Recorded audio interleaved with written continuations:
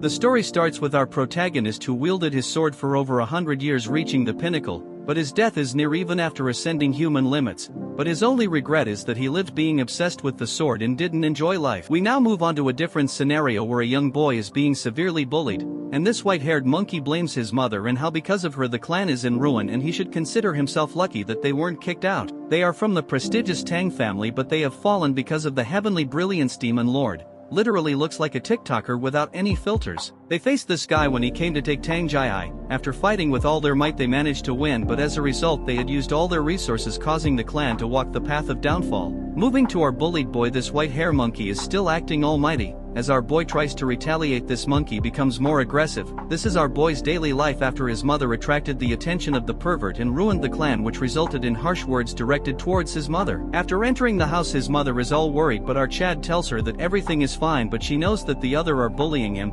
He tells her not to worry and rushes into his room. She asks him if he has eaten. He tells her he doesn't have an appetite. On the bed our Tang Yeon-myeong knows that it's not his mother's fault, but there's not really anyone he can complain to, and raising his voice will only cause retaliation like his father that got assassinated. If they leave the family there is no one who will protect them, and wishes if his father was still around. The next day this group of rubbish start beating Yeon-myeong. Just wait till he own them, I promise it's satisfying. As the intensity of the beating increases, the girl, let's call her Red Dog, takes out a set of needles and wants to test poisons on Yeon-myeong before the clan leader competition. Moving on to Ugly Gorilla, he sits on top of Yeon-myeong and holds him down as this ugly Red Dog starts her experiments and finds it fun that Yeon-myeong is suffering in his skin and reacting. After a few hours it starts raining and Yeon-myeong thinks that if he closes his eyes he would be free, but there would be no one to protect his mother, and thinks if he was but stronger he would have taken care of them, and his wish was to get strong enough to protect his mother. That's when Yeon-myeong notices a glowing sword, but he didn't realize that it was here all this time. For some reason this sword feels familiar to him. After getting a hold of it, Yeon-myeong realizes that it was his sword and he had trained for over 100 years, and showcases the ultimate sword he had created in his lifetime, but because he was so focused that even after reaching the pinnacle he can't stop his death and wishes that if he gets a second life he could live a normal life. As he remembers his memories from his past life with his ultimate sword, he merges both his memories from his past and present live. The next morning his mother tells him to not go as he was very injured yesterday, but Yeon-myeong assures him that he will be okay. The white-haired monkey thinks Yeon-myeong is avoiding them. The hypocrite Ugly Gorilla tells him that if his mother doesn't want to see him in a sorry state he will come here. The monkey has decided he will beat him thoroughly even if he comes today. Wait a few seconds till our Chad own them. Yeon-myeong is here and the Red Dog falls from the tree pretending to be cute, but Yeon-myeong doesn't make a reaction. The monkey starts mocking Yeon-myeong and asks him why he looks unharmed. Yeon-myeong tells him that much won't hurt him, calling him by his name, shocking this mutts. They think Yeon-myeong has gone mad and the gorilla is ready to release his frustration. That's when Yeon-myeong starts calling them by their names, which offends this rabid dog, so she thinks of killing him or doubling the poison dosage. As gorilla tries to attack, Yeon-myeong grabs his head and buries his head in the ground, shocking the pathetic retards. As the fat gorilla gets knocked down, they start panicking as Yeon-myeong approaches them and tells them with these pathetic skills they want to compete. White monkey thinks Yeon-myeong is acting differently and charges towards him. Instead he grabs onto his hand and literally breaks it into pieces. According to Yeon-myeong, with these skills the clan leader's position is pretty much decided. Inside the hidden poison hall, it's where the clan leader resided and major family decisions were made, but because the clan leader's position has been vacant for a long time it has become the council room for the elders. They are discussing about the participants of the clan leader's position and if the poison phoenix's son will participate, as he hasn't announced his participation yet. Moving on to Yeon-myeong, he is dragging the Red Dog by her hair and the elders thinks of excluding him as he is being bullied and hasn't shown any retaliation. As Yeon-myeong drags the dog, the third elder tells him that although he is the son of the previous patriarch they cannot let someone unskilled participate that can lower the competition's level. Even if he is the patriarch's son currently he is nothing but a burden to the family. That's when Yeon-myeong barges into the room and the third elder warns him if he understand what he is doing right now. While our Chad tells him that he is aware, silencing the courtroom. Then he shows the disfigured face of that Red Dog. What a Chad, he literally disfigured her face. Seeing this the elder is shocked and Yeon-myeong tells them that all this time he has suppressed himself but he has reached his limit so he won't endure it anymore. Two dogs are barking how he can harm someone that's going to participate in the clan leaders competition. Yeon-myeong tells them that he is aware of the clan's rules and fight between participants is allowed. The third elder asks him if he is saying that he will participate in the competition, so what if he does, old hag? Yeon-myeong asks if that enough and tells him that ugly gorilla is buried in the ground and he has followed the clan's rules and repaid kindness twofold and revenge tenfold. Since he has proven his qualifications, they can't stop him, but a few dogs can't stop about how he exploited the competition to exempt himself from serious crimes. But the third elder allows him to participate since he is so confident. He tells Yeon-myeong that he better win the competition or else he will bear the consequences. In the evening, his mother tells him why he is participating in the clan leaders competition. Yeon-myeong tells her that it's necessary, and seeing his firm face, his mother won't ask him how he learned those technique or how he overpowered those kids, but she wants to know if he is confident about being the clan leader, which he replies in a cute manner, making her cry as she is proud of him. Yeon-myeong wants to continue protecting his mother, and if anyone disrupts his peace he will eliminate them. A month has passed by and Yeon-myeong's uncle tells Jae-hae how it's dangerous and Yeon-myeong shouldn't participate in the competition, but his mother praises him about how incredible he is. Well, his uncle agrees to that part, but his attitude had changed a lot. It's all thanks to him and his family that has been protecting Yeon-myeong. Bro, come on, he was almost bullied to death. Since the situation escalated, he had to intervene, and Yeon-myeong is currently doing closed-door training. All this time he has been enjoying his mother's meals and trying to fix his twisted chi veins, since he had already reached the peak once he can learn techniques anytime he wants. At the age of 12 his meridians aren't fully blocked, so he can easily regain his powers, so all he has to do is to eat well and grow properly. On the day of the competition he bids his mother farewell and leaves with his uncle. As he leaves she feels proud and thinks if his father was alive he would feel the same. Yeon-myeong came a bit early and his uncle is away due to the competition proceedings. That when a horde of dogs come barking telling Yeon-myeong how trash like him is participating with them, but as they think about disciplining Yeon-myeong he gets knocked out and they bark that Yeon-myeong used a hidden weapon, but after taking a second look it's a half-eaten rice cake. The group get enraged and decides to beat him up, but Yeon-myeong approaches them, tells them if they want to experience the pain. White Monkey faced firsthand. Hearing this they get nervous and all charge towards Yeon-myeong. What a bunch of losers. That's when Yeon-myeong's uncle notices a guy flying through the door and realizes it's a participant. He rushes to the scene to find all of them beaten to a pulp by Yeon-myeong as he eats rice cakes sitting on top of them. The elders are all enraged and can't believe so many participants are injured before the competition, so the Grand Elder thinks of modifying the competition rules. According to some participants, first they undergo 2 to 3 years of training, then they proceed to one-on-one duels. That's when both the girls realize that they both know confidential information. Pink Hair tells her that her father works in the general office. Before Black Hair could talk, Yeon-myeong's uncle tells them that he will oversee the competition. The competition will last 4 years. In the first year they will learn a practice suitable for them, then for the next 2 years they will be under the guidance of assigned warriors. As for the main competition, it will be a goo poison match. Shocking everyone as it is a method where 2 poisons are stored in a jar and only the more potent one survives. Basically it means that the competition will continue until only one person remains. They were supposed to have duels, but because there was numerous dropouts as such more incidents could occur, so they changed the method and everyone stares at Yeon-myeong. Then this old hag explains that this is not a child's game but a very important competition, that they will have to risk their lives. Look at their determined faces as this hag tells them that the winner will possess the entire Tang family. According to this hag, only a select few will survive, among them one of them is Yeon-myeong. At night on the Black Death Alliance territory, a mysterious man is discussing about the Tang clan and how they have been plotting recently. According to their spies, it was declared a few days ago and the future of the Tang clan left in carriages. Currently the state of their clan is such that their alliance leader can get rid of them anytime he wishes. But for now he is leaving them since he has some use. So this guy is thinking if anything happens to the kids it would leave a irreversible damage to the Tang family. Although they are weak, but they are still a clan to be wary about. So for now they have tracked them down and can easily kill them, but what if they kill them 4 years later at the climax of the tournament, which would be fatal, so for now they have decided to lurk in the shadows. According to them they have already planted a seed. As they walk to the competition venue, the supervisor tells them that they will be called by numbers instead of their names. Each group has 4 members and they are group 7. The pink hair girl is Yuri, the purple haired one is Mirio, and the boy is Aijin. The last one is number 28, which is our Yeon-myeong. He seems lost as he was thinking for a moment. He scolds Yeon-myeong for sitting idle, but according to our chat he feels a presence and they are most likely being tailed. After following him they reach a cliff with nowhere to go. From inside the cliff a man asks for password, and after giving it to him a light glows bright and a new retard has arrived. We will call him Skinny Barbie and he will be assisting them in the competition. Even they were once one of the top 5 clans, but that mega pervert invaded them and their clan fell. But because of the support of the Tang clan they managed to survive, so in return they prevent external forces from intruding in this competition. The members are shocked by how complex the formation is, while Mirio thinks something is seriously wrong with Yeon-myeong. as he not concentrating at all. Even back in the carriage the guard told them to introduce themselves to each other as they will be staying together for 3 years. They introduced themselves to Yeon-myeong and praises his courage as he disfigured the face of that red dog whose grandfather is an elder. Yeon-myeong in a rude manner tells that if it is his responsibility that the match turned into a goo poison match. Yuri tells him it's not entirely his fault and Mirio wants to argue, but they ignore her as Yeon-myeong is making a face that seems like he is actually enjoying all this, so if Yeon-myeong does something she will not let it slide. That's when the rest stop and find out that the skinny Barbie is missing and they can't find him. Mirio realizes that they are stuck into this formation and thinks if the skinny Barbie himself got lost. As she is thinking many things at the same time, we move on to that ugly duck. He is bragging about how without the caster there's no way to escape. He finds the Tang family elder pathetic that they would hold an entire group for a single kid, as they promise to double the support if he gets rid of Yeon-myeong. All this guy cares about is his family, and what the Tang clan does is none of his concern. That's when he notices a change in the formation and Yeon-myeong literally ripped it apart. Seeing this he gets scared and Yeon-myeong talks like a retard and tells him that he probably made a mistake so he should be careful.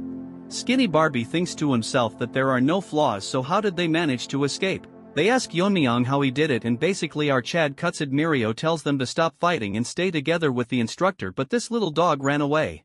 Yeon-myeong finds it funny and that malnourished dog is running as fast as he can because he feels that Yeon-myeong can see through this formation. As he leaves the formation he thinks it's more than enough and Yeon-myeong won't ever be able to reach this place. That's when the supervisor Wojin stares at him intensely and asks this trash why Group 7 is not with him. This skinny Barbie poops his pants as he is scared but tries to stay calm as he prepared for this kind of questioning. He tells him that Group 7 won't be participating as he waited for the participants but they never showed up. According to this joker they might have faced bandits or come across some wild animals.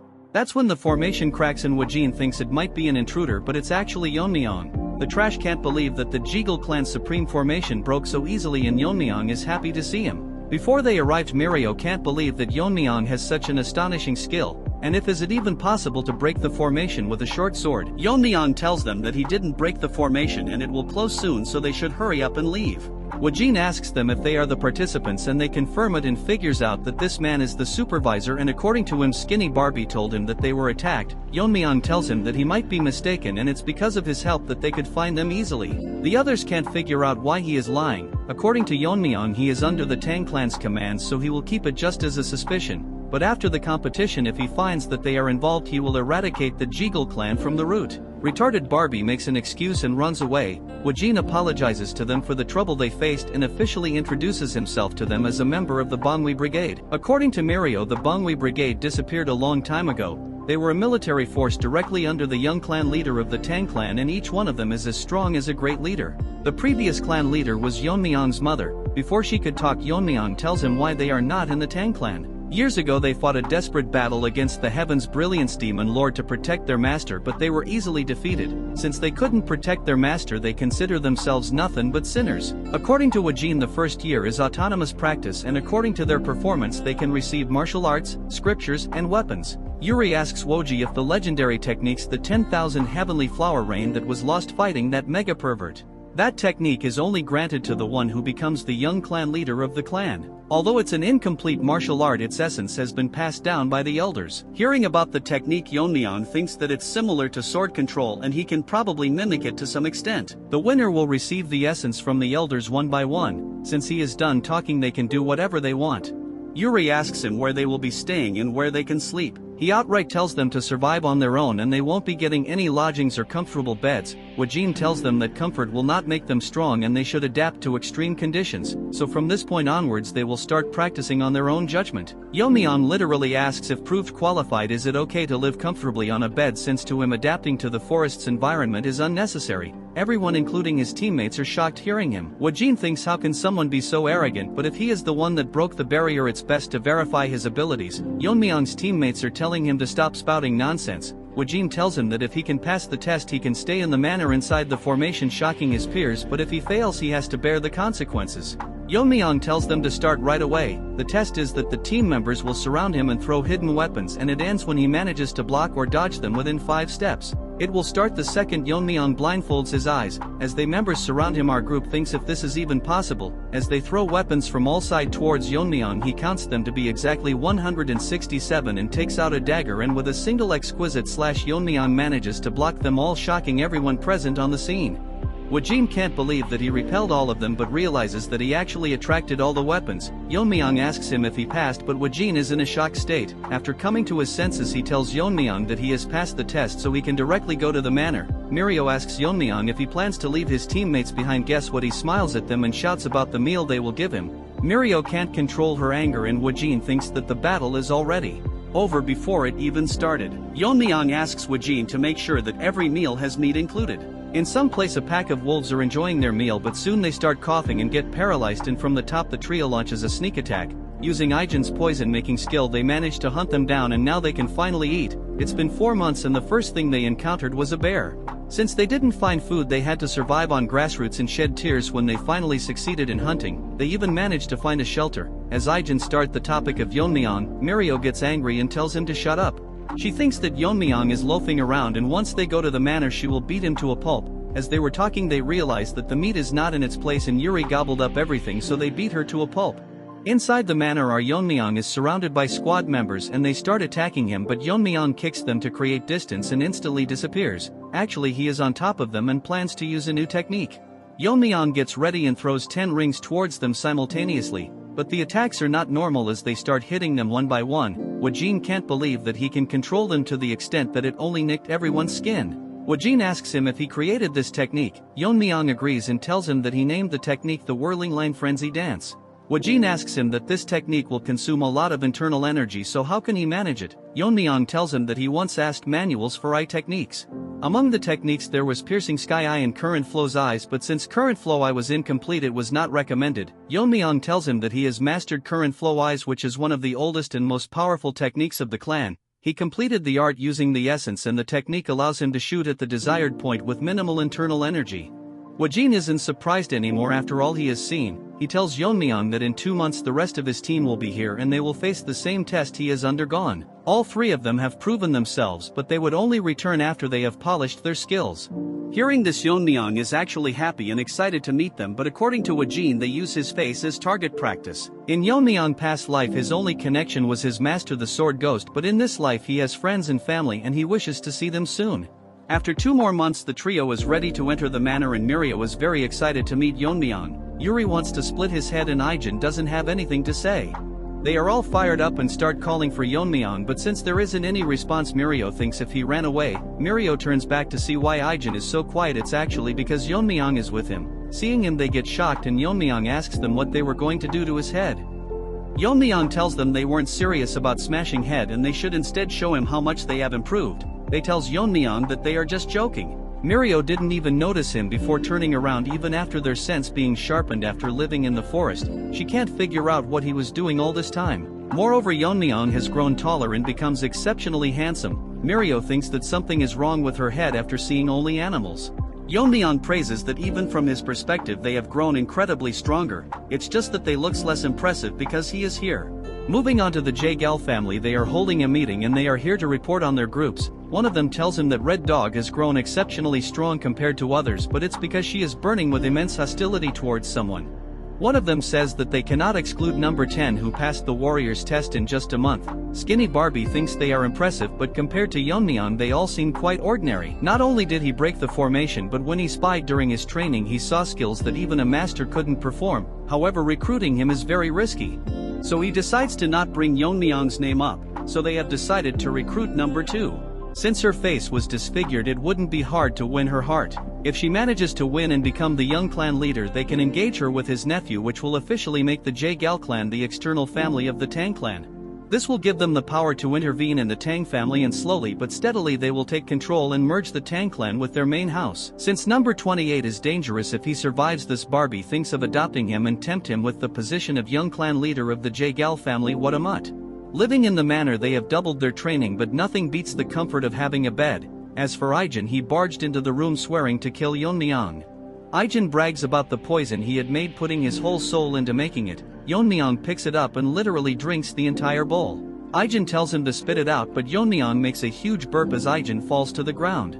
Yeon-myeong seems to have gained a new power after consuming it and asks Ijin that the poison is weak and if he has anything better than this. Since he doesn't believe him, Yeon-myeong mocks his poison making skills and pisses him off, but whatever he makes, Yeon-myeong drinks it as if he is drinking booze. The poisons don't affect him anymore and Ijin thinks that he is immune to all poisons. According to Yeon-myeong, he is immune, but it's just the family's core technique, the poison refining madness. Yeon-myeong thinks it's funny if people that use poison die from it. The poison that entered his body had turned into internal energy, which depends on the type of poison he is consuming, but this stage is only attainable after profound realization. Weak poisons don't affect him anymore, so he needs to find stronger poisons.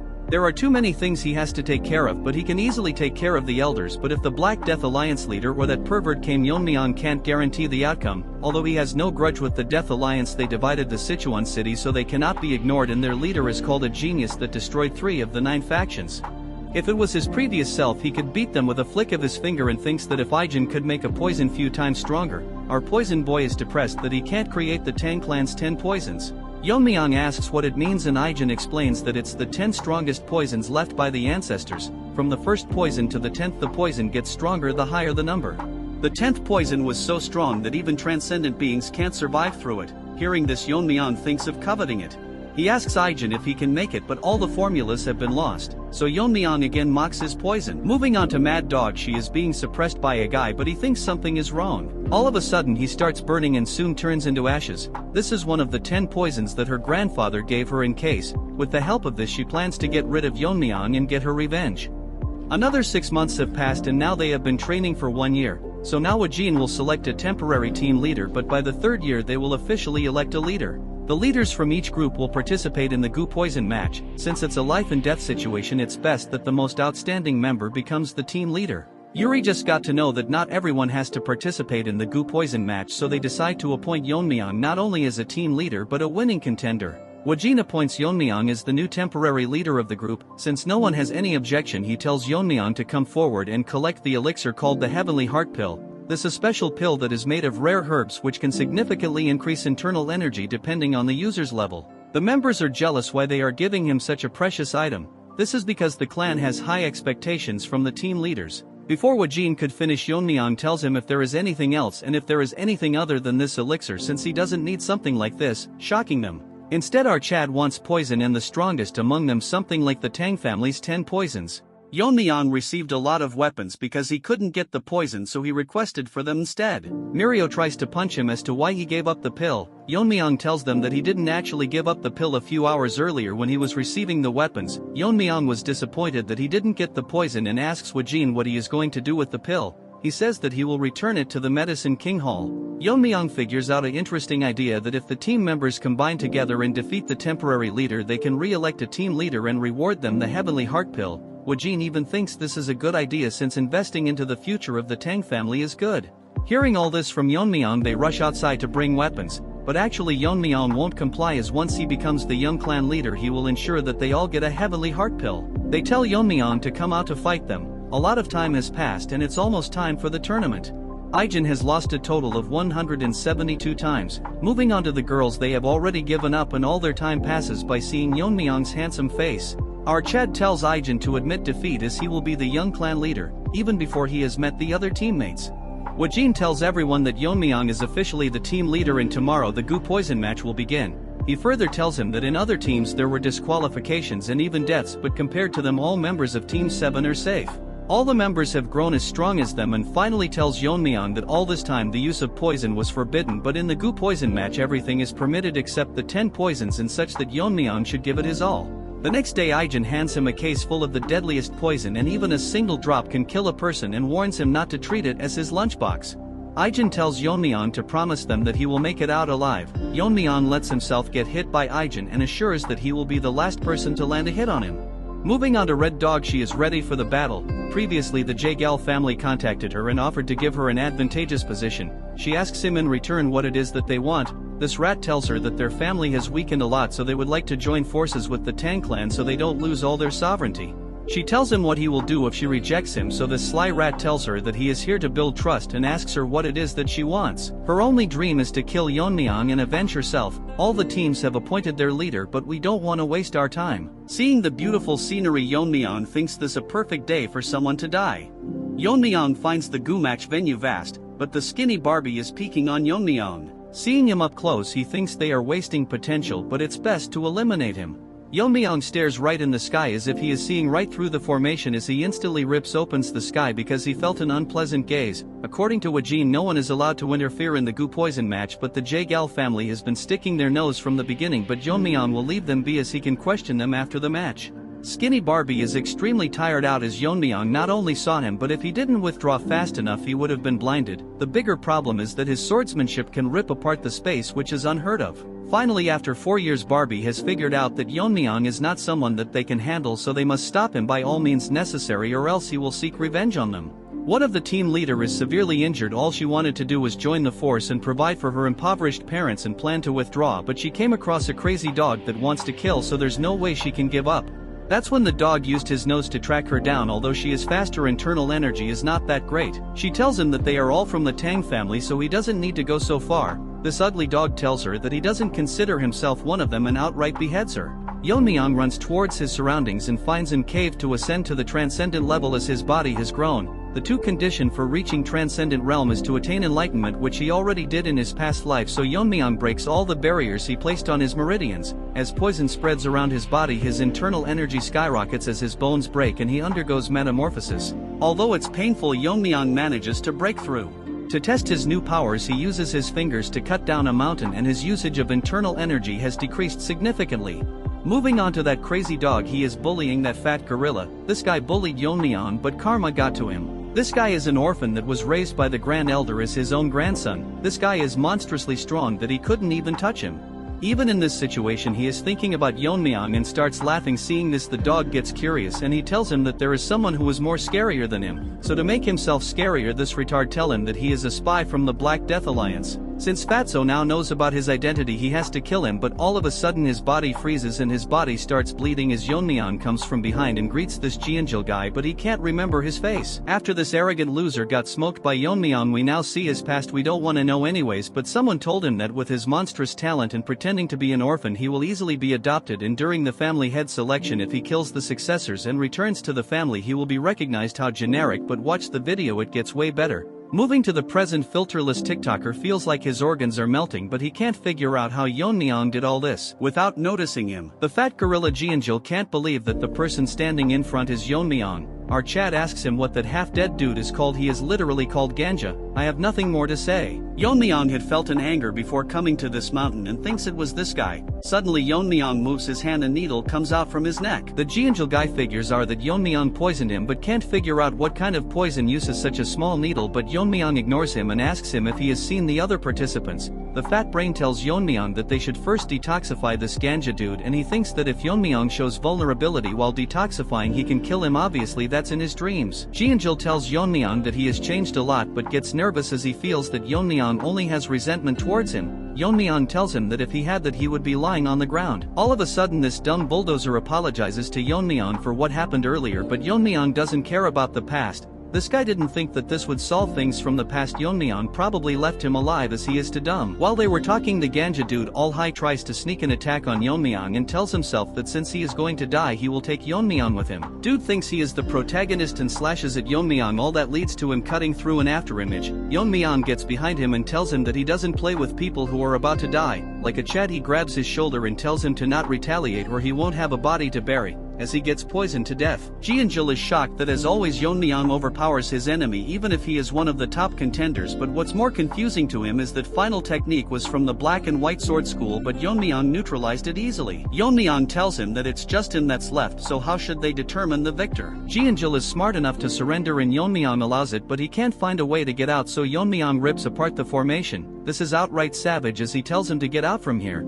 Afterwards he instantly vanishes from the place. In some other place we see hundreds of men practicing swordsmanship and see a worm die in his hand which was transplanted into that Ganja dude, so basically he is dead. Although he was an illegitimate child he had with a servant, his talents were out of this world compared to his siblings, so if his wife found about it she would lose the position of heir, so he intended to kill him multiple times. That's why he left him in the Tang clan with a different identity, but as a father he couldn't do anything, so he will avenge his child and tells all his disciples to assemble and tells them that they are going to destroy the Tang clan soon, and from today onwards no one with the Tang clan name will return alive from Mount Gongsan. This is where the competition is happening. At night Yeon-myeong thinks to himself that after running day and light he didn't encounter a single human, so no matter how vast this world may be it's too hard to believe. As he gobbles up the meat, Yeon-myeong didn't expect that they would deliberately fake it so they couldn't approach, and if that's the case the remaining survivors are from the Jaegal family, and figures out the entire plan they were scheming is such he has to pay the price for his crime. Yeon-myeong stares at the sky to find it stunning and sleeps as he wonders about his mother. That's when that red dog found Yeon-myeong. What a timing, but this retard can't recognize Yeon-myeong, and she was supposed to meet the last survivor or Yeon-myeong. She can't figure out his identity, however is regrettable that she has to kill someone so handsome. As he spreads the poison distribution gas and uses the 10 poisons of Tang clan, Yeon-myeong suddenly grabs onto her neck and asks her if she is cooperating with the Jaegal family. Our Chad tells her that while everyone was competing she found a safe place and tried to sneak onto the last person alive. As the dog gets hungry for a bone she figures out that our Chad knew that she was coming. Yeon-myeong tells her that if she wants to breathe she better answer him, gender equality at its peak.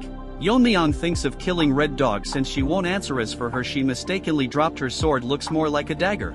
Our Chad figures out that she is Red Dog, but she can't figure out how he knows her name. Yeon-myeong is so merciless that he tells her that her personality didn't change one, so he should probably destroy her entire face. Moving on to Skinny Barbie, he is scared that the mission failed and Yeon-myeong managed to defeat opponents with higher levels. This guy played too many games, he literally destroyed your formations. Number 10 managed to defeat all his opponents but got owned by Yeon-myeong, but this Barbie is in doubt if Red Dog can defeat our boy, and if Yeon-myeong wins it's over for them. That's when he notices a source of light in the formation. It's that crazy dog's father, let's call him Minion. According to his friends they had bought in a total of 300 people, although it's excessive, but this guy isn't so dumb as he thinks the survivors will be more cautious so they should be careful. His friend asks him how's the spy he planted doing, but he failed so he is very concerned about it. Our Skinny Barbie sneaked into their conversation, and according to him this guy is crazy strong. He figures out that if they didn't have a spy how would they know the location, so he should contact the family and security forces. All of a sudden an idea pops up that he can kill Yeon-myeong with their help. Moving on to our boy, Red Dog thinks that she will die so she can only survive if she uses the Red Dragon's poison. As she takes it out Yeon-myeong notices that the dagger is coated in some substance. As he gets distracted she tries to throw it onto Yeon-myeong, but our Chad grabs it and tells her to answer him what this is. After making a face like that he figures out that the dagger was coated in it, so he put Red Dog onto the ground and gets ready to feed it to her. Nano Machine, you have a new competitor. Yeon-myeong wants her to experience the poison. As he gets ready to force it into her mouth she tells him that it's a specially formulated drug and he thinks that this poison is special. Dude wants to drink it as if it's wine. If he consumes it everything will be easy for Yeon-myeong. She tells Yeon-myeong to spare her, but he gets all serious and asks her if she colluded with the Jaegal family, and if she hesitates to answer he will feed the poison to her. She tells him everything they planned including the marriage proposal. Hearing this Yeon-myeong figures out that they are trying to strengthen their family through this offer.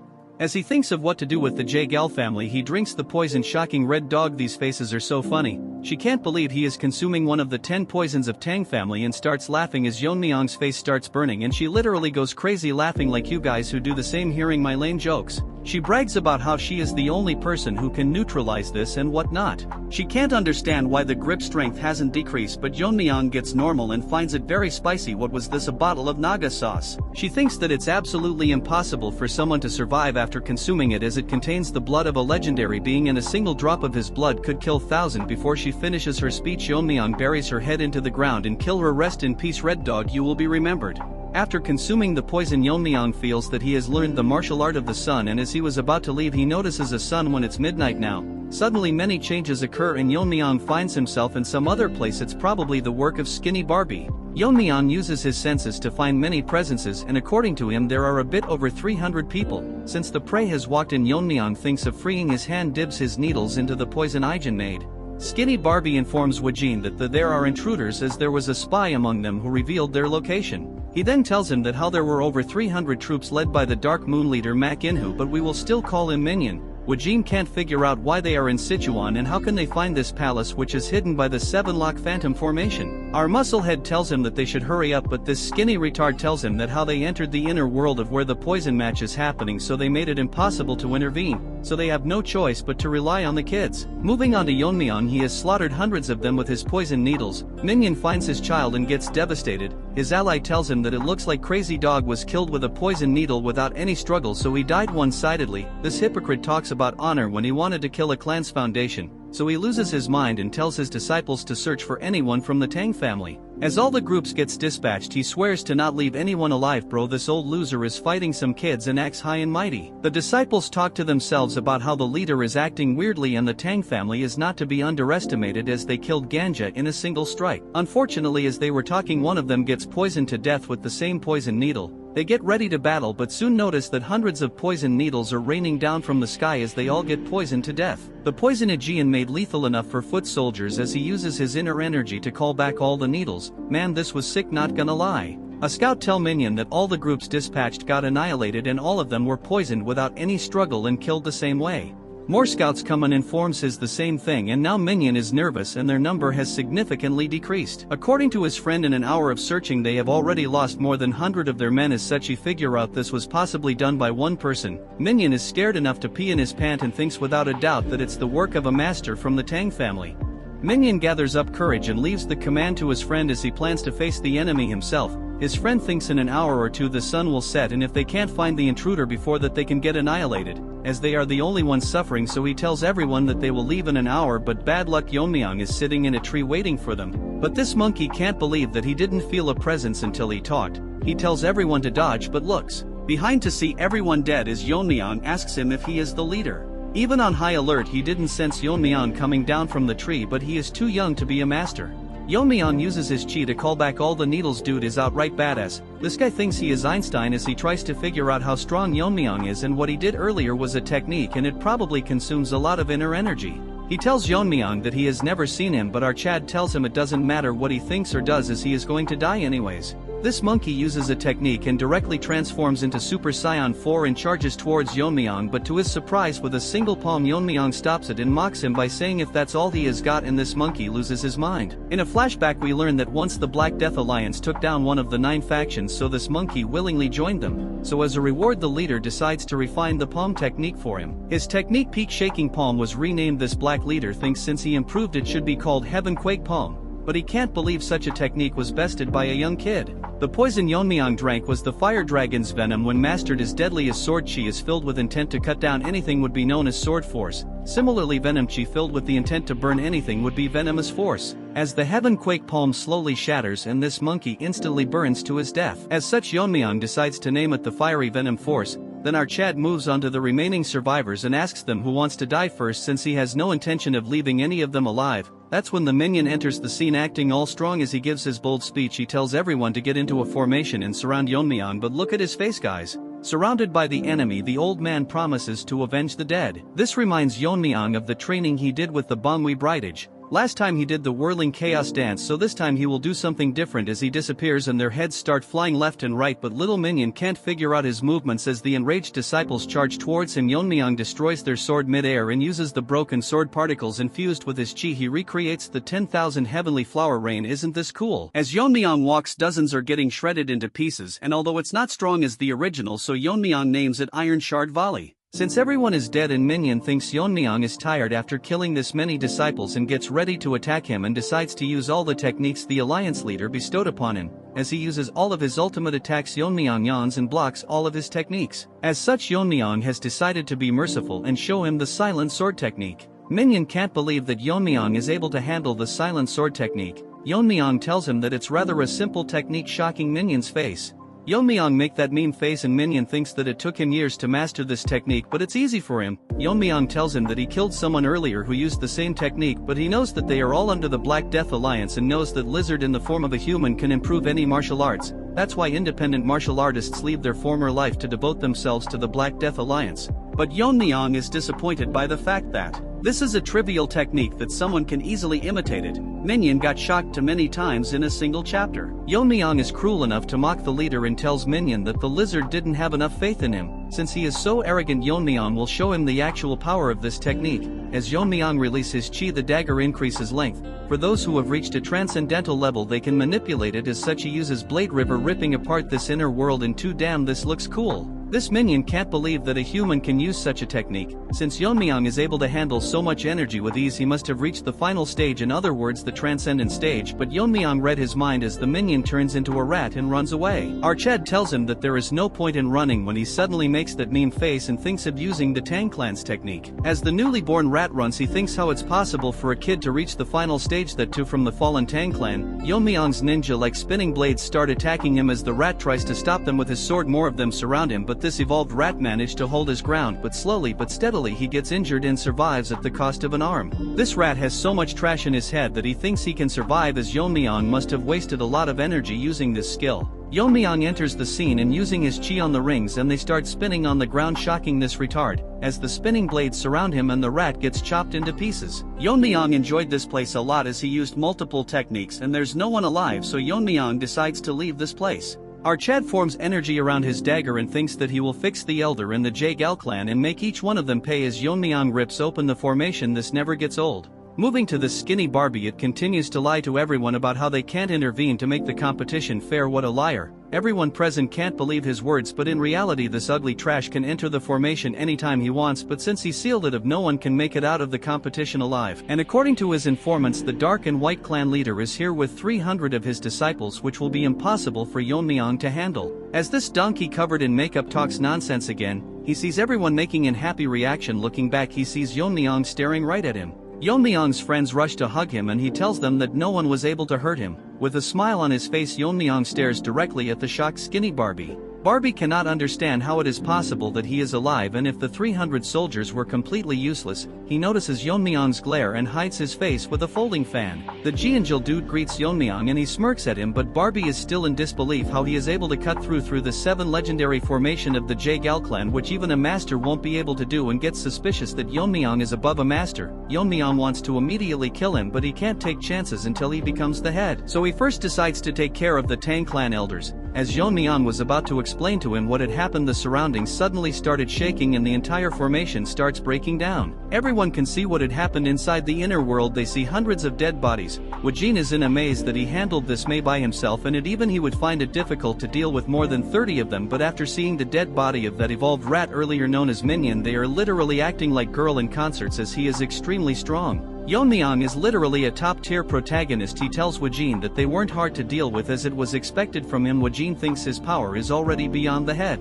All the remaining contestants can't believe that he did all this by himself and is probably beyond the final stage and whatnot. Hearing this, Yuri and the rest are proud for some reason. Now we unfortunately have to give some screen time to White Monkey as he feels extremely angry knowing that he got crippled while Yeon-myeong got stronger and he was someone he could beat anytime he wanted. Wajin makes an announcement that the competition is concluded and names Yeon-myeong the winner, and if anyone has objections they can come forward, but sad that this cripple can't do much with a broken hand. As Yeon-myeong is now named the winner, they all assemble in front of him and Wajin thinks finally they have hope of reviving the Tang clan through Yeon-myeong. All 82 members aside from Wajin greets Archad as their new head. Mirio and Yuri thinks if they have to speak formally with Yeon-myeong, Wajin thinks to himself that if Yeon-myeong is trained right he can be the next big thing, which obviously our overpowered Chad can read, and tells them that it won't take that much time and soon become a reality. Hearing this they all get reassured and is ready to follow Yeon-myeong, and his first orders are for all of them to go to the main house. As for the money, he is pissed that Yeon-myeong got everything and he will get his revenge even if he has to sell his soul.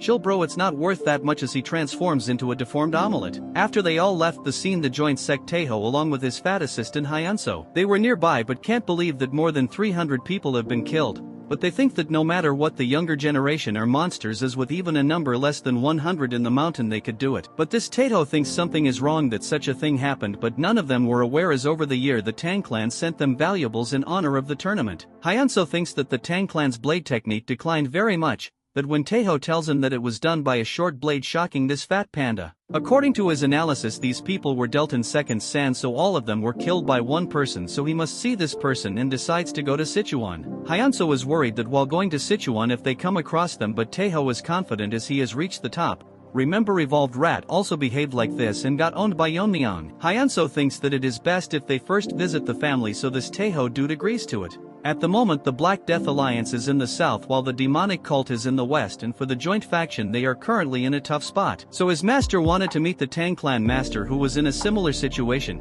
As he leaves spilling rubbish. If I narrated more of this boring trash you guys would leave. Moving on to the main house, the ugly ginger was scribbling trash on paper when one of them informs him that the competition is over and all the participants are back. He thinks the competition ended faster than expected, but with Red Dog having the poison it wouldn't be too hard to win the competition, but the informants burst his bubble and tells him that among them he didn't see Red Dog. Moving on to the main gate, the guard are discussing about who will win the competition as they notice our Chad leading people and everyone is gathered to know who the winner is, but before that all the women present are going crazy seeing our Rizgod. They thought most of them would be dead, but a lot of them managed to survive. Seeing Jianjil happy if you think that he is new head. But sadly many of them didn't survive the competition. Seeing them, Yeon-myeong thinks that his mother would also be worried about him, but he is more worried about what he should do if she doesn't recognize him. Yuri takes this opportunity to show Yeon-myeong her father, who is relieved to see his daughter being alive. Yeon-myeong asks her if she is asking him to take care of, well, she doesn't deny, but he is very skilled, but he didn't get promoted because he didn't suck up to anyone.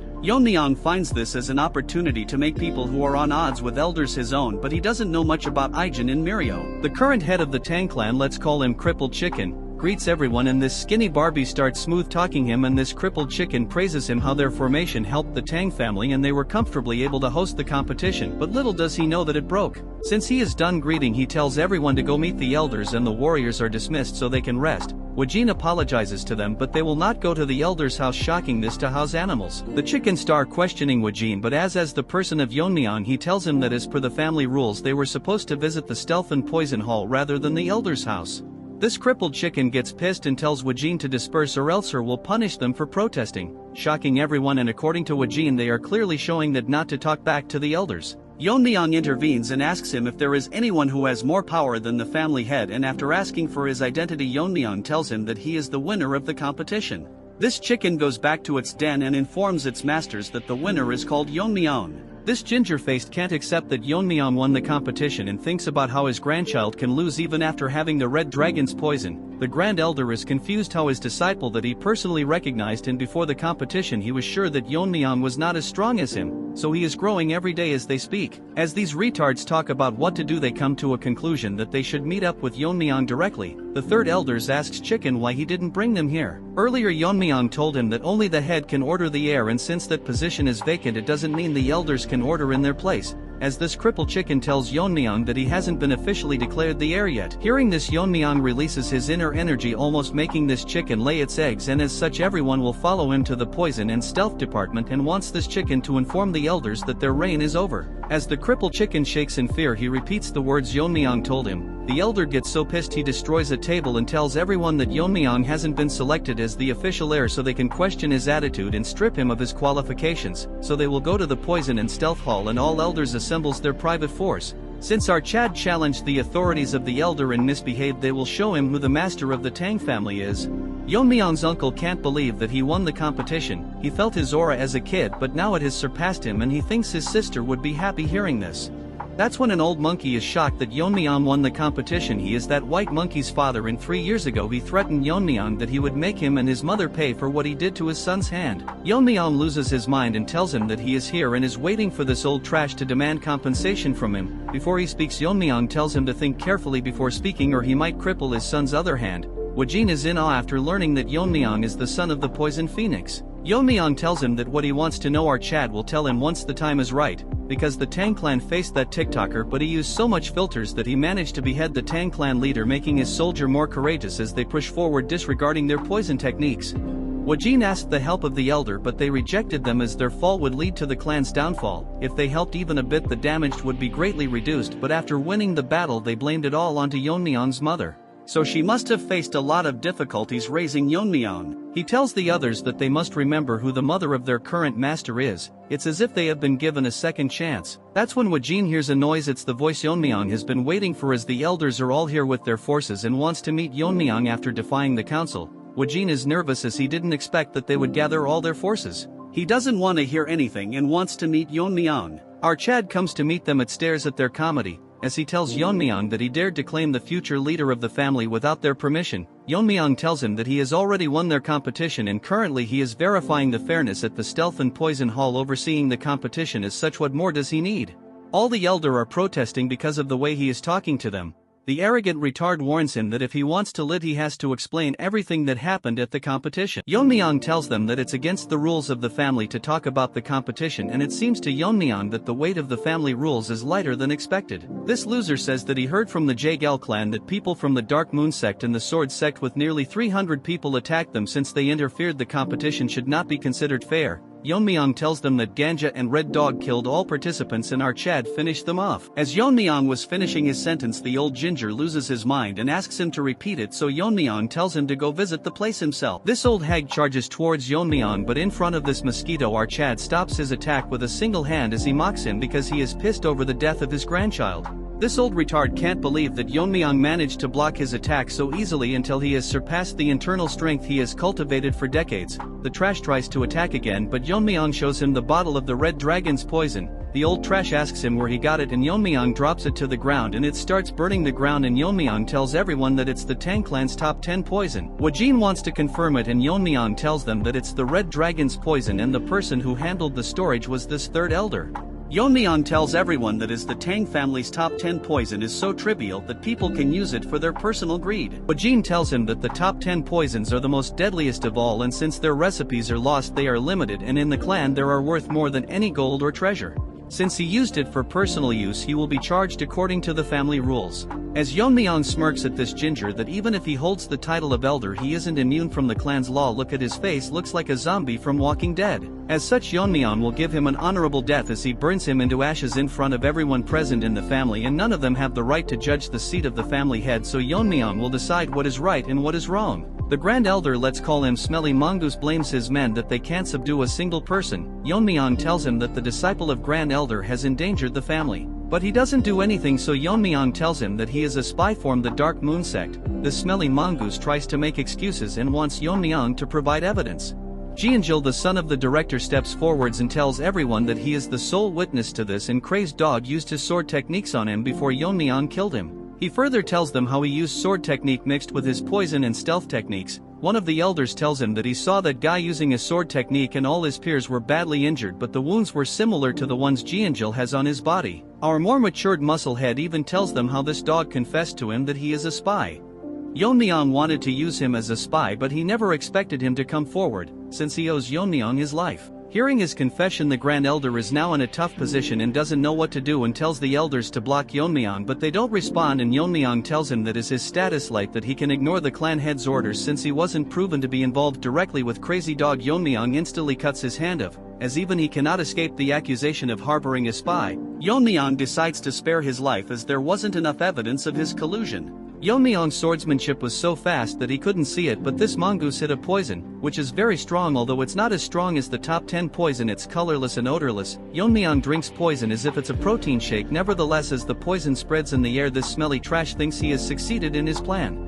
Yeon-myeong notices that this loser spread a poison in the air, so our savage Chad chops his other hand as well. Obviously one dog is barking that Yeon-myeong has gone mad since he said it with his own mouth that he would consider mercy. That when another elder tells him to look at the Grand Elder's severed hand, the object near his hand is a poison bottle. Yeon-myeong finds it disgraceful to the family that the Grand Elder would try to poison the head of the clan, so according to the clan's rules and because of his crime he will be deemed as a traitor and gets executed in front of everyone, and warns everyone that all of them are not above the Tang clan's laws. If any of them were to disobey the head or break the laws, Yeon-myeong would punish them himself. If this continues, the clan will collapse anytime, but Yeon-myeong promises that the members will not be exposed to the threat of the pervert and the lizard sect and cults. Yeon-myeong tells the elders if they acknowledge our Chad as the rightful head of the Tang family. Onto Yeon-myeong's mother yard, the nanny starts crying as our Chad won the family head competition, and because of his overwhelming power even the elders had to acknowledge him. She is proud of her son, but man, they upgraded her art, now she looks way too pretty. Moving on to our Chad, he wanted to meet his mother and inform her first, but there are a mountain of tasks that he has to handle.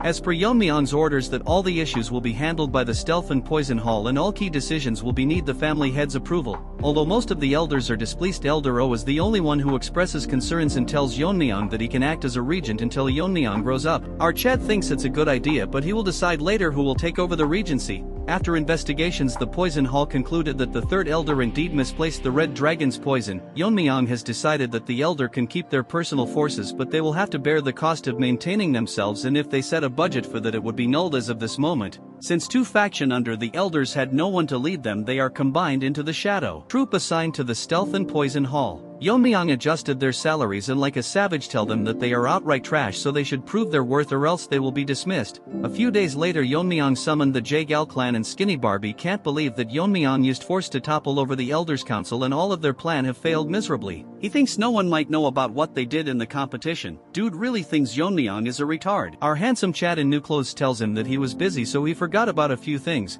Barbie can't believe that Yeon-myeong looks so different. Barbie tells that what is the reason they were summoned, and Yeon-myeong tells them the Jaegal family's formation is great, so he should make the main clan's formation for the Tang clan. Barbie tells him that he cannot do it without the head's permission, so Yeon-myeong throws a needle and instantly kills everyone other than him, and Yeon-myeong says that he already knows about their plan of trying to take over the Tang clan, and if he is dumb enough to think that he would ignore all this. According to the clan's rules, he will pay the Jaegal clan 10 times back if he doesn't hear a positive response on the count of 3. Our Chad will personally go to Jaegal clan and annihilate it himself. So this Barbie has no choice but to agree to Yeon-myeong, in return wants him to spare his family members, so Yeon-myeong will trust it to be done. Moving to the story, it's been a few days since Yeon-myeong became the clan leader. Currently he called in his friends, but they seems to be extremely nervous in front of him. Mirio is scared and asks Yeon-myeong why he called them, calling him by the name family head. Hearing this, our Chad laugh and tells them if they are mad enough to maintain formality with him. So they start acting like barbarian. Looking at them, it seemed like Yeon-myeong is a teacher and allowed her students to never study in class. Yuri asks our boy what is the reason he called them here. Yeon-myeong tells her that he has appointed her father as the chief officer, shocking the other two barbarians. He tells her that her father is a very capable person and have caught a golden opportunity that he should seize. Yuri also wants this, but she is worried that if he decides like this there will be retaliation. Our Chad says that silencing a few opposing voices is easy for him, but if her father was to show off his connections and neglects his duties or secretly embezzles fund, he would be dead. Yuri stops him and tells our Chad that her father is not that kind of a person. Since his position is decided, he tells Yuri to assist him in adapting to the chief officer's duty. Yeon-myeong thinks to himself that if Yuri's father were to follow what he did, there would be no need to worry. I downed on my jokes because I am not getting any money because of them. Moving on to Yuri, she is still crying like a little girl. As for Mirio and Ijin, our Chad would like to hear their current situation, that is the reason he called them. If there are people with outstanding capabilities but are suppressed out, ostracized, he plans to take them under him. As Yeon-myeong talks, Mirio tells him that she doesn't have anyone to recommend. Yeon-myeong asks Ijin that he is related to the Medicine King Hall and wants to know the condition of that place. Hearing this, Ijin has gone dead silent. He tells Yeon-myeong that he has been wondering all this time if he should talk about the Medicine King Hall because all this is related to our boy, specifically his father. Hearing this, Yeon-myeong's reaction changes, and this involves the ones who were related to his father's poisoning. Behind all of this was the Medicine King Hall. Mirio cannot believe and asks Ijin if he is sure it's the Medicine King Hall. Yuri turns into Gorilla Barbie and tells everyone that Yeon-myeong should split their head for laying a hand on the family head's father. Our Chad tells her to shut up and wants Ijin to continue what he was saying. The Medicine King's Hall is so secluded within the main house that not even the elders' influence can reach there. All studies related to medicine and toxicology are conducted. Furthermore, they maintain their finances through treating patients and selling medicine materials. Even after that Heavenly Perverts incident, the Tang clan survived because of the Medicine Hall's support. They earned the funds necessary for the Tang clan's maintenance cost. Ijin is shivering in anger as he tells Yeon-myeong that the leader of the Medicine King Hall was his grandfather. Mirio tells him that he was dismissed because of some reason. During his time as the leader, there was someone who visited the hall daily. It was Yeon-myeong's father. After the invasion, those resentful of the Medicine King Hall increased, but if anyone slandered the Medicine King, he would stand up for them. But since he was a scholar without any internal strength, the aftermath of a physical fight was evident on his body. According to Yeon-myeong, if someone with no internal energy is hit by an attack carrying inner force, they cannot dissipate the energy and end up suffering deep internal injuries. Despite all this, his father still fought through. Ijin goes deeper into the story and talks about the person who was holding the position of vice leader of Medicine Hall King. We will name him Froggy, which is pretty accurate if you look at his face. A dispute broke out when this fat Froggy was caught by Yeon-myeong's father slandering his mother. Instead of reflecting, this frog tried to use martial arts when he was losing the argument. It stopped only after his grandfather intervened. Because of this, Froggy was excluded from being a candidate for the next leader. Before we continue, I can't understand how Yeon-myeong's mother was the young clan leader but she never retaliated. Anyways, moving to Yeon-myeong, he asks Aijin if that Froggy harbored resentment and poisoned his father. Aijin starts crying and tells him that after poisoning Yeon-myeong's father, he killed Aijin's father and poisoned his grandfather. Furthermore, this frog imprisoned him. Hearing all this, Mirio is shocked that all of this happened and none of this wasn't made known. Ever since his grandfather was poisoned, he was not in his right mind, so even if he explained the situation, no one would step forward. So that's why he entered the competition, and during this 3 years they wouldn't kill someone who knew the truth about this incident. As Aijin cries about going to see his grandfather's condition, but he is too afraid to go there, so he apologizes to Yeon-myeong that it will be hard to find talents he seeks in the Medicine King Hall. Yeon-myeong asks Aijin why is the vice leader still keeping his grandfather alive, and it would be better to silence him by killing him. As Aijin cries, he tells Yeon-myeong that according to him there is a secret division in the medicine hall that even the elders aren't aware of. Inside there is an inner pill made from a mythical creature that lives in lava. Looks like a Pokemon to me, and I can't help but appreciate this unique art. It is called the 10,000-year fire carp. Hearing this, Yuri is shocked and Mirio can't believe that it exists. Yeon-myeong is confused as usually an inner pill is just an item that enhances internal strength. Aijin says that 100 years ago there is a tale that the lesser lord of the fiery sun palace took the inner pill of a 10,000 fire carp and ascended to the realm of fire realm. He says that the inner pill of it contains extremely strong poison, and if it is taken without neutralizing the poison, if consumed 9 out of the 10 times, it leads to death. If the poison is removed forcefully, the effects would be lessened. Hearing all this, Yeon-myeong says if there is anyone who won neutralized by anyone except his grandfather, the former leader. Aijin tells his that Froggy's goal is to consume the inner pill and reach the fire realm. Afterwards, he plans to lead his followers out of the Tang clan and become the head of his own sect. Everyone present in the room is shocked hearing that a 2-feet frog is planning all this. Yeon-myeong thinks this guy is stupid to think that consuming inner pill and reaching the fire realm, but this realm is one where he would not receive true enlightenment, which is precisely the fire realm, in other words a realm below the transcendent realm. The 3 years Chad spent with him, he never showed his worries after all that happened and instead smiled in front of everyone. Yeon-myeong thanks Aijin for telling him everything he has gone through and asks him that if he were to purge the current member and cure his grandfather, would the Medicine King Hall be able to function properly? If he was just poison, Yeon-myeong can take care of it and wants an answer from him. Aijin is confident that it is possible and he thinks he is less capable than the current leader. Yeon-myeong is happy to hear his answer and tells Mirio that he will hear her story after dealing with the Medicine King Hall, which she agrees wholeheartedly.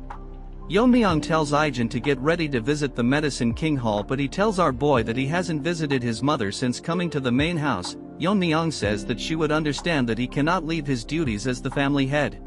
She wouldn't want him to stand idly after hearing what his friend has endured, and today is the day our Chad will erase the Medicine Clan Hall from the Tang clan. Moving on to the Medicine King Hall, the fat frog is tensed that the son of Tang Longriang became the family head, which is an annoying development, but he thinks what he did was before he was born, so he wouldn't be aware of what he did to his father. But what's troubling is that Aijin hasn't returned to the Medicine King Hall yet, and she isn't the type to abandon her grandfather. Wait, what? I thought she was a boy.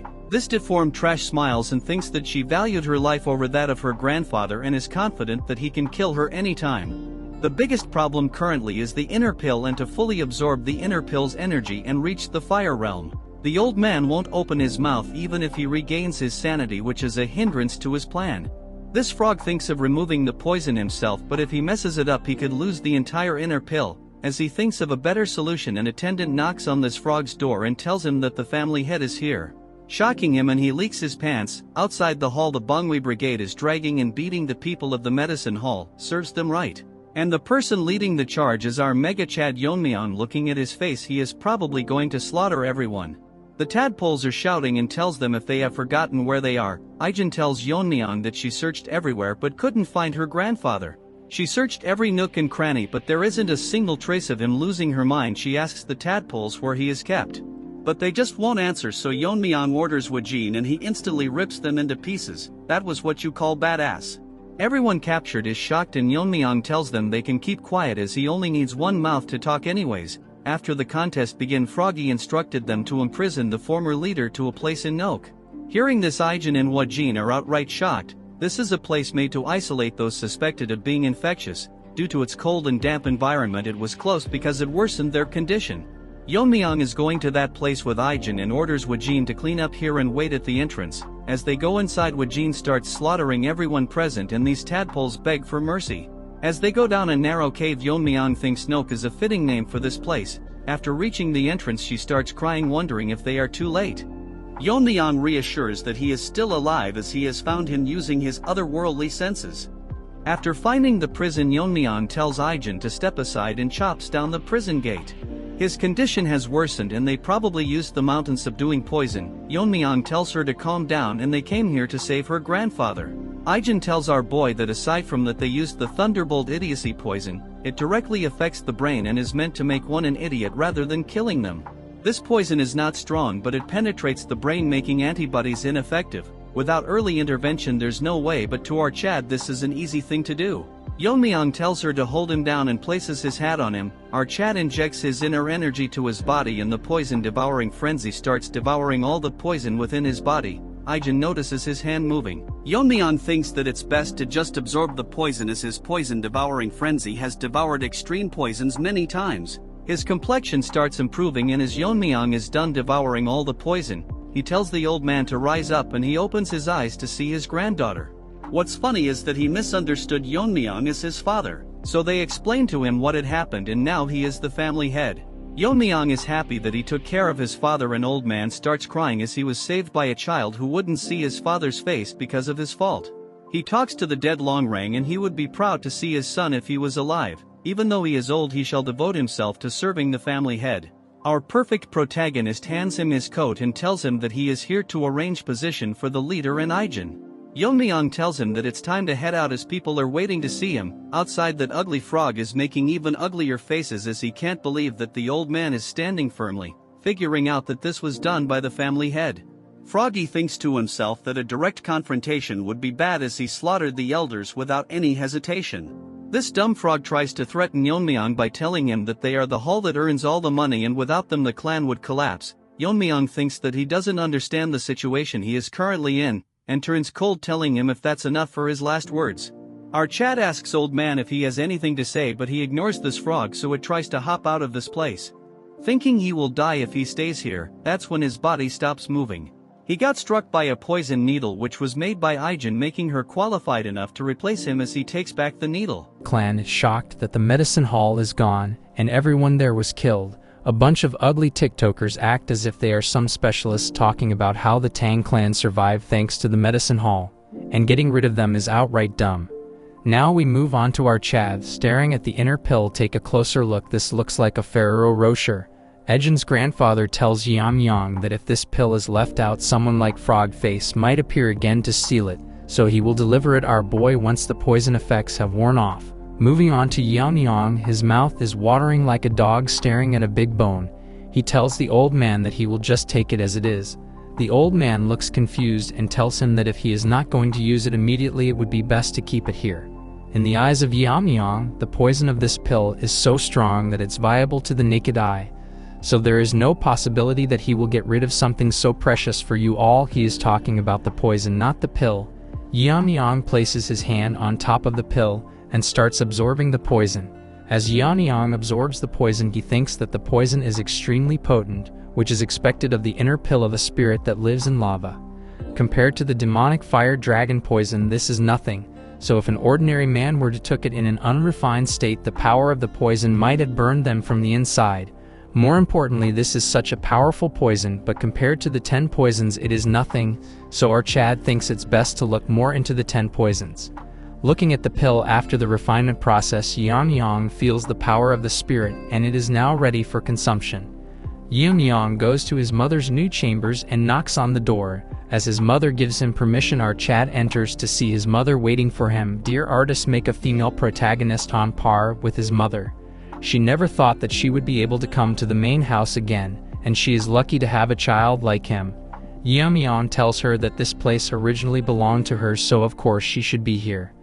Yeon-myeong takes a closer look at her and think that although she is still pretty, however, it looks like she worried a lot about him all this time.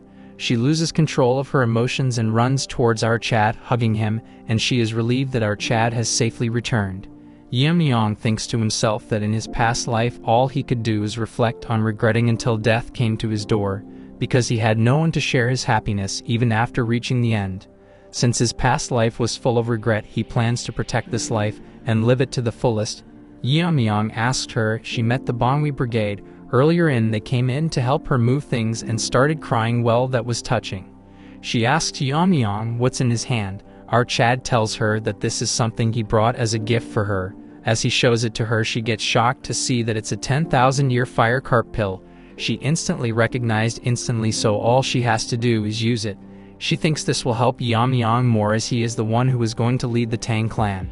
Our Chad laughs at her and tells her that he no use for the inner pill.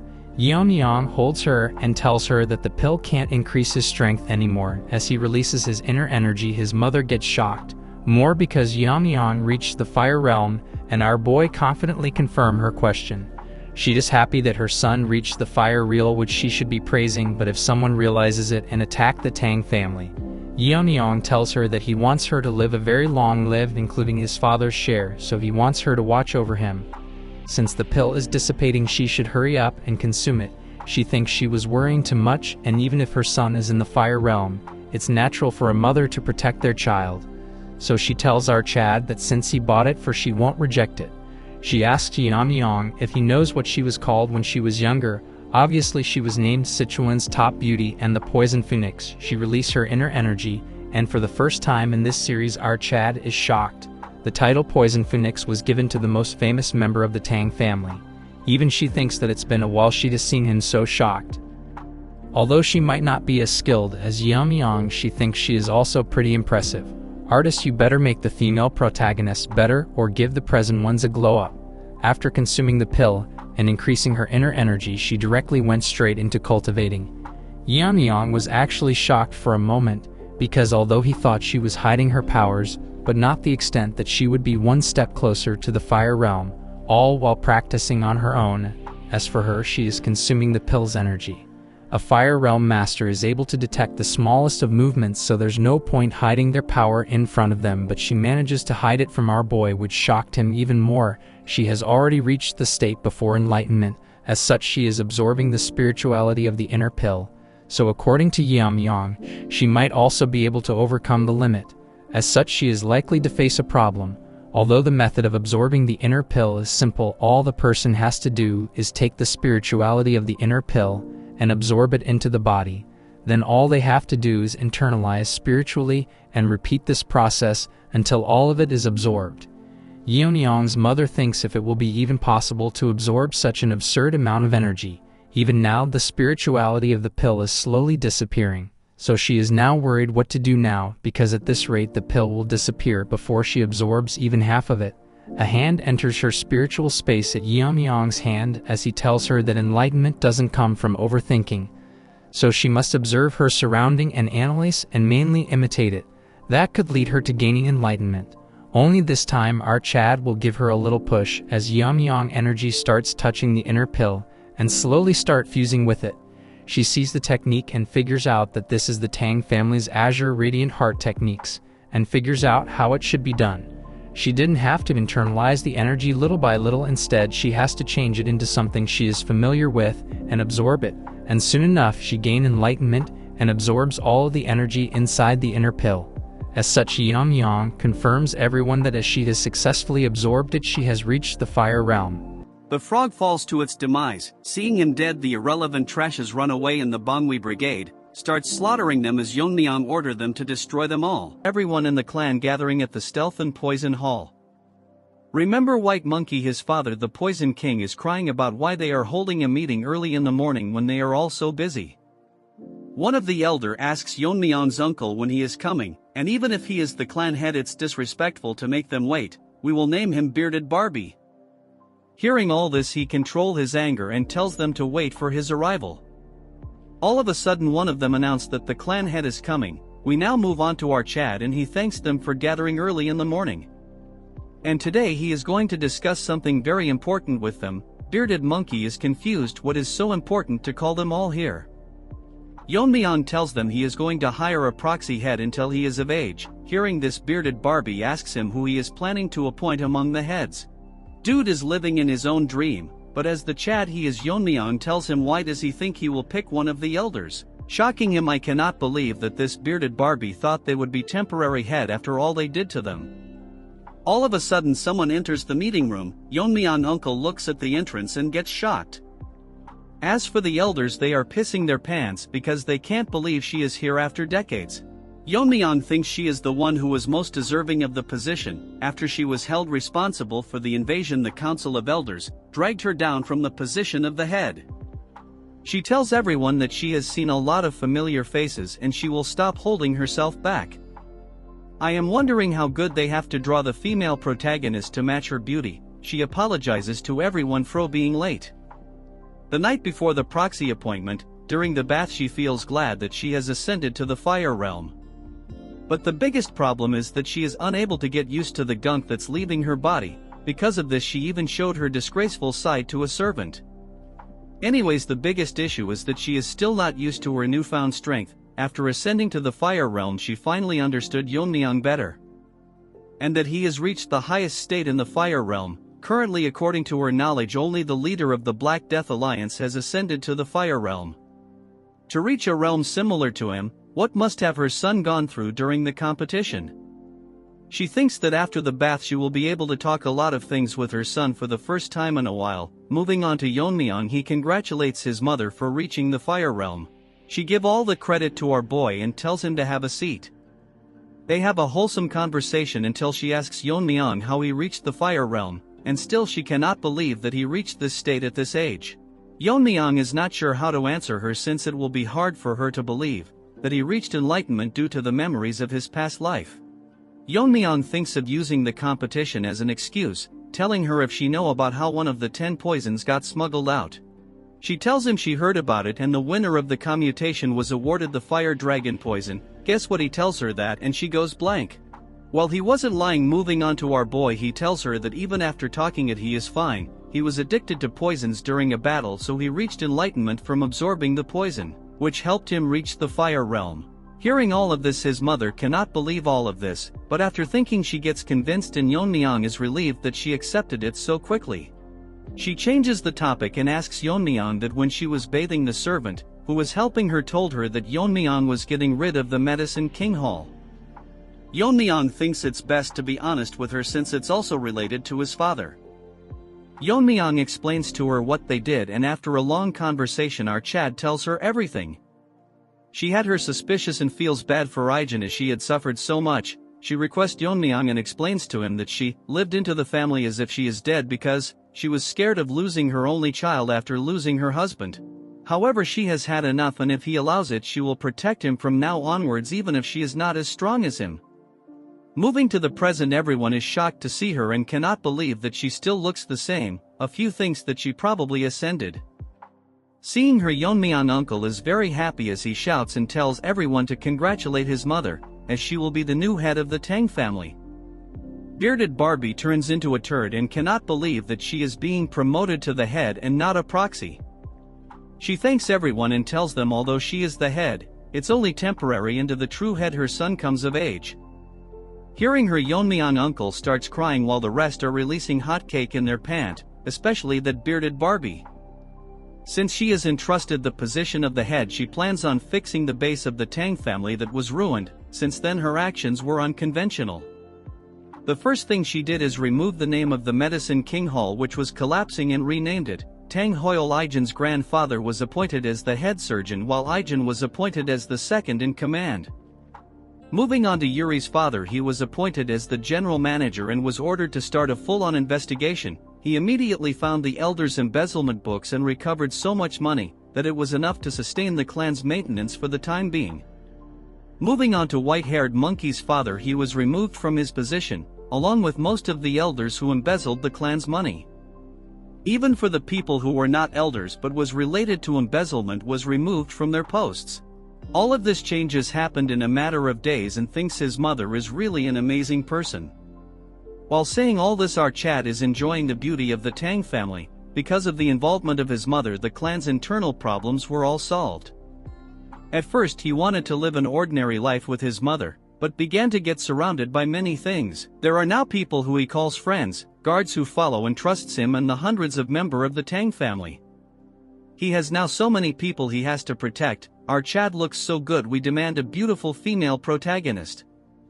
There was once a time when it was hard for him to keep his body healthy, since he was resentful that why he was even born. His goal is to grow stronger, that no one can harm the Tang family. Whether it's the Black Alliance or that pervert or whoever it may be, they will never be able to hurt the Tang clan. We now move on to the Black Alliance, where the lizard is thinking about the Tang clan when a woman tells him that the twin sword trash, the one who invaded the test, was defeated by the current head. This eyeless trash with ugly bangs elaborates how he was famous and well known for his strength, so she requests the leader to destroy the Tang clan. The lizard tells her why should he do that, and the ugly bangs just won't shut up, telling him at the same as challenging him. Lizard gets pissed because of this. Chatterbox tells this ugly Barbie that he disobeyed his orders and attacked the Tang clan. Even if he managed to come back alive after doing something, he would still be punished. It's interesting to the lizard that the head managed to kill that irrelevant trash, because he was someone that wouldn't lose so easily. So he summons his guards and tells them to invite the Tang clan head in the upcoming Sichuan meeting. Story: Yeon-myeong is shocked that Mirio's sister is dying, but she shouldn't have come here and instead gone to a doctor first. Mirio is crying, telling our Chad that she has already consulted several doctors, and it isn't something that medicine or medical techniques can fix. Yeon-myeong is literally dumbfounded, like you guys when you study. Anyways, he asks her then if she is suffering from internal injuries. Mirio starts crying and tells Yeon-myeong that her sister is suffering from the 19 severed meridians, which is a terminal condition. According to Yeon-myeong, there was a place alongside the Blazing Sun Palace. It was a peculiar sect that used terminal conditions. It was called the Northern Sea Ice Palace. As the name suggests, the martial artists of that place practiced ice arts, which were considered both a skill and a blessing for those born with extreme energy. However, those who didn't practice the ice arts suffered from terminal conditions, so Yeon-myeong figures out that they are the descendants from that sect. According to Mirio, they are descendants of their descendants. Long ago their descendants settled in Sichuan, and married into the Tang family, which was the most powerful family at that time.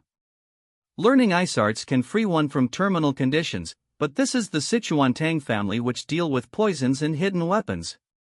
So there are no practitioners of ice arts or related information here. The martial art of the Ice Palace has been passed down from distant ancestors, have been long lost.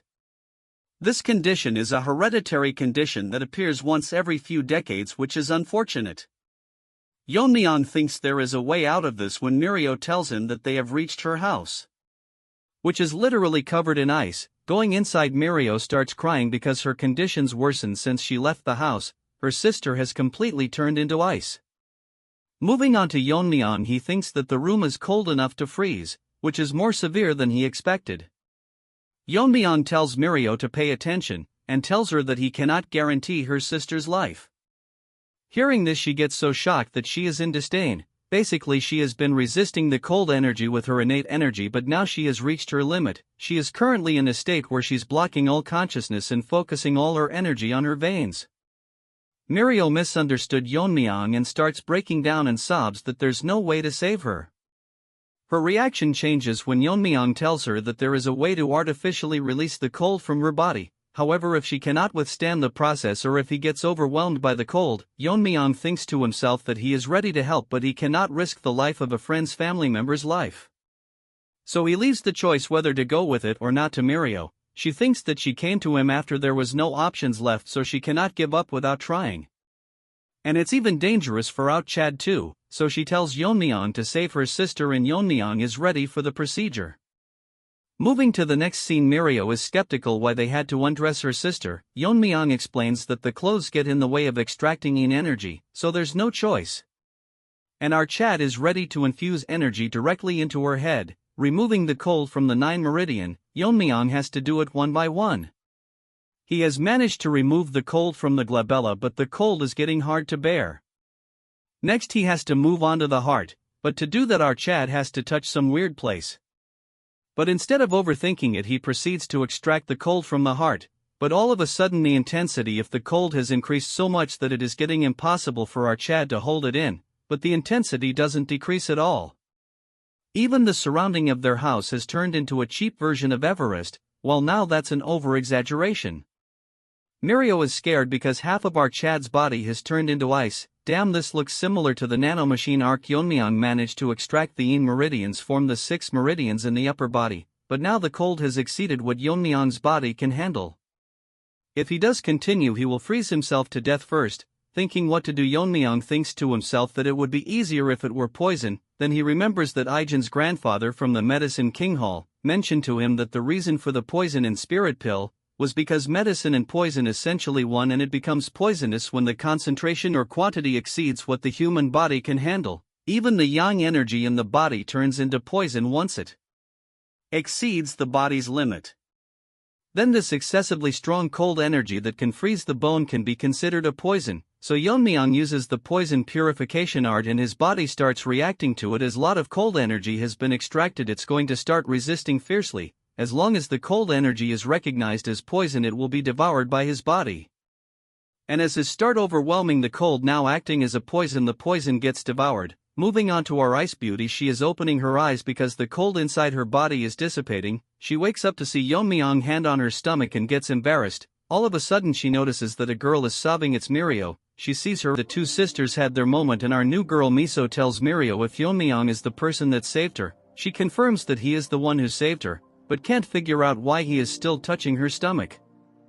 Miso tells Mirio that he is concentrating, so it's better to leave him be until he wakes up. Moving on to Yeon-myeong, he is currently treating the cold energy as a miracle drug. The internal energy is beyond the body capacity to absorb the internal energy, but if he leave it like this, the energy will naturally dissipate. Taking opportunity of this situation, Yeon-myeong thinks it's perfect for absorbing all the cold and open up the closed meridians.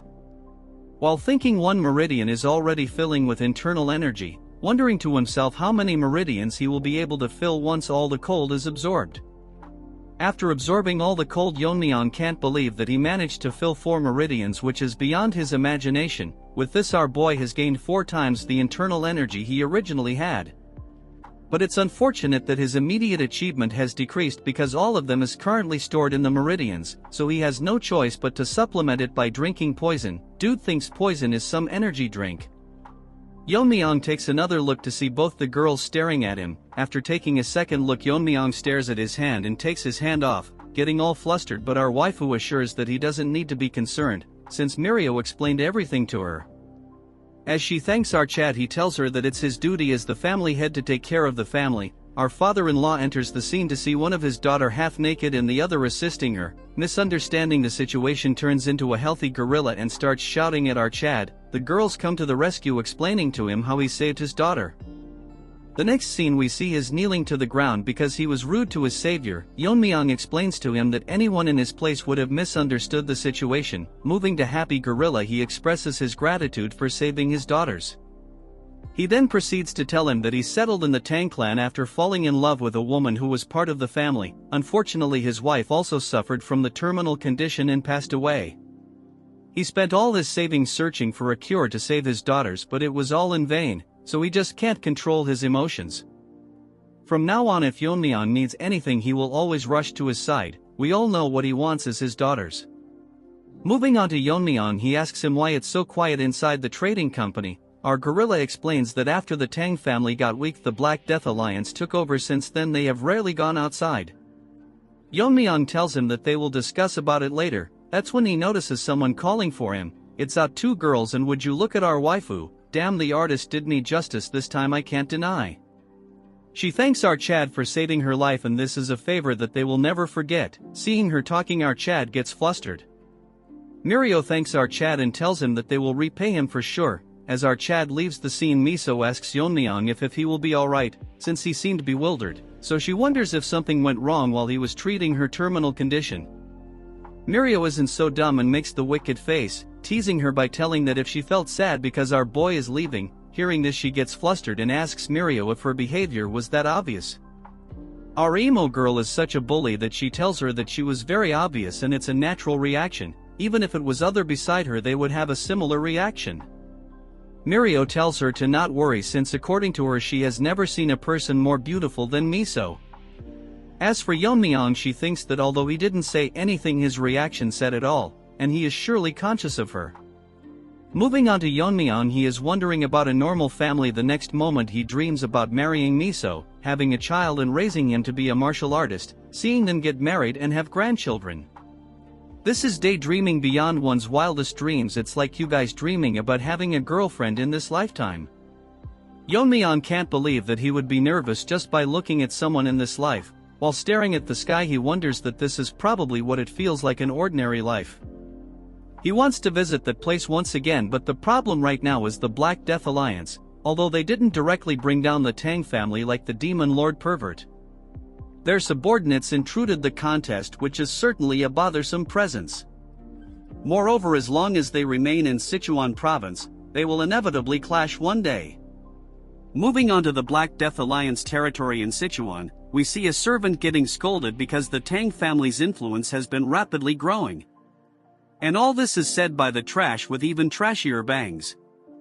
But she cannot do anything as she was warned by the alliance leader. She is extremely angry because the other leader didn't accept her request of attacking the Tang clan family, as the alliance had ordered them to not attack the clan.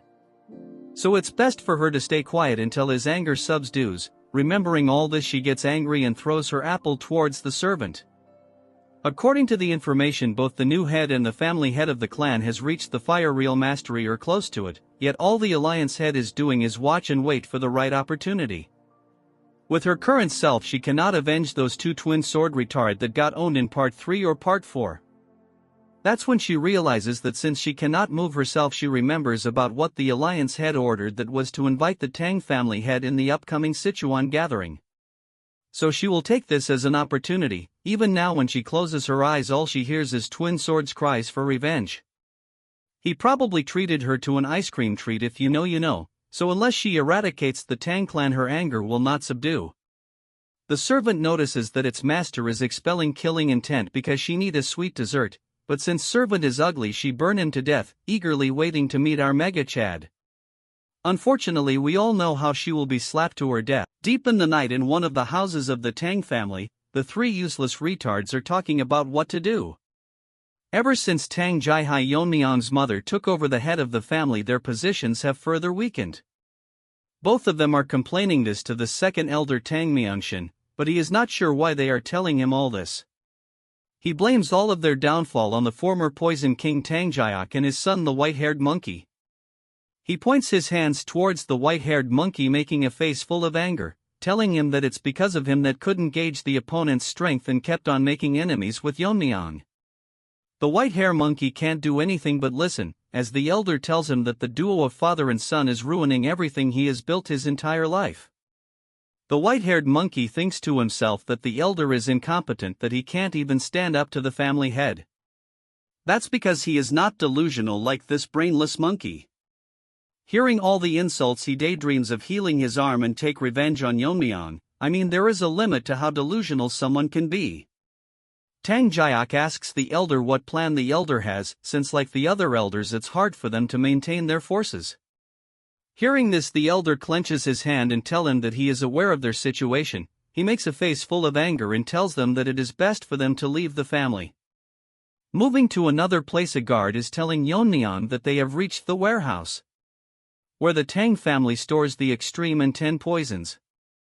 As for Yeon-myeong, he is thinking in his mind to him and that this place was originally managed by the third elder, but due to his neglect it was transferred to Orchard along with the poison hall.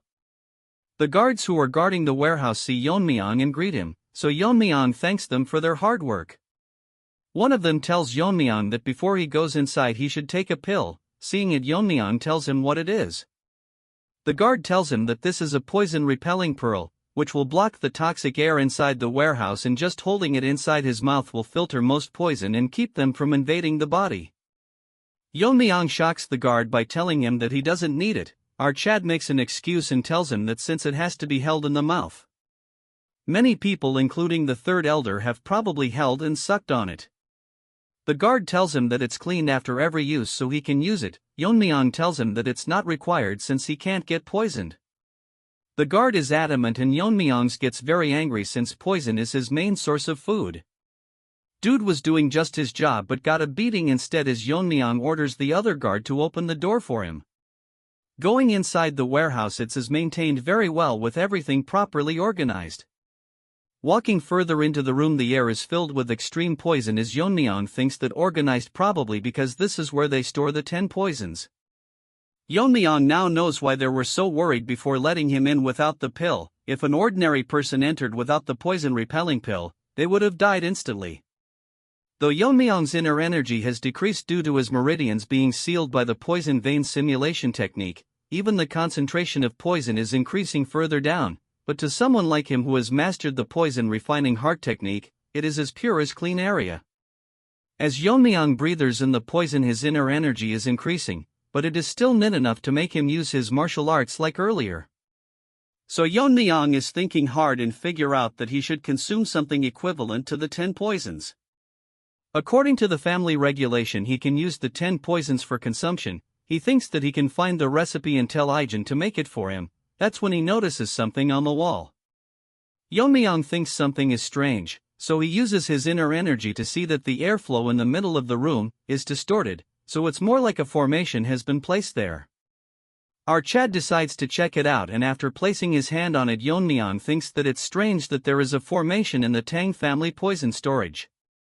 The thing is that it doesn't seem to be done by the Jegal family. To confirm his doubts, Yeon-myeong takes out his dagger and infuses it with his inner energy. He makes a strike and splits the formation in half, but he gets shocked to see what behind the formation. There is a long passage blocked by talisman with the word prohibited written on it. After carefully looking at them, Yeon-myeong figure out that this is not the work of the Jegal family, but it was made by the magician's formation. According to Yeon-myeong, in his previous life his master has connections with several magicians. Like his master was obsessed with the sword, a magician is obsessed with sorcery. Ultimately seeking master sorcery and transcend human limits to become immortals. Yeon-myeong had a bad memory where he was thrown into a formation created by a magician, in the form of training by his master. According to him, it was a place full of beasts whose names even he didn't know. Magicians are typically selfish and only engage in things that interest them, but that still doesn't answer his question why there is a formation in the Tang family. His master in his previous life told him that magicians are inherently selfish creatures, and are always obsessed with spirits and demon, only seeking immortality. Yeon-myeong asks him how he managed to have a relationship with them. He makes a straight face and tells him that he beat them every day for no reason, so they begged him to have a conversation. Moving to the present, Yeon-myeong thinks there is not anyone in this family like his master, so there is probably something in the Tang family that piques the interest of a magician. The poison is so strong that it is leaking out even after being sealed with hundreds of talismans, so inside there is something with incredible poison power. Yeon-myeong is glad because he originally intended to write down the recipes of the 10 poisons if he could, but this is more interesting currently. As our Chad goes further inside, a voice from the deepest ends senses that someone has entered the seal. It's not an inconspicuous time and it is not aware how much time has passed. While that doesn't matter as long as our Chad releases him. At the end of the passage, Yeon-myeong finds a few of the 10 poisons that were said to be completely lost, but in reality it was hidden here all along. Beside it there is a huge jar wrapped around in talismans which seems ominous to him. Yeon-myeong places has to feel a strong rebound. The force created was tremendous, so it seems that it's harder to break than most formations. However, to our Chad it not very difficult as long as he cuts through each one of them with accuracy. As he cuts through the talismans all around the room, he think of cutting the ones placed on the jar, as Yeon-myeong does a set of multiple moves to cut them all down. His inner energy has decreased due to the poison vein simulation technique, or else he would have finished all this in a single strike. None of it matters now as our Chad managed to cut down the ones surrounding the jar. The poisons around the jar has gotten much stronger now that the talismans have been removed, as Yeon-myeong places his hand to open the lid. Inside there is a mysterious monster, shocked to notice that the power of the talisman bounded to him have died down, so now he can see the day of the light.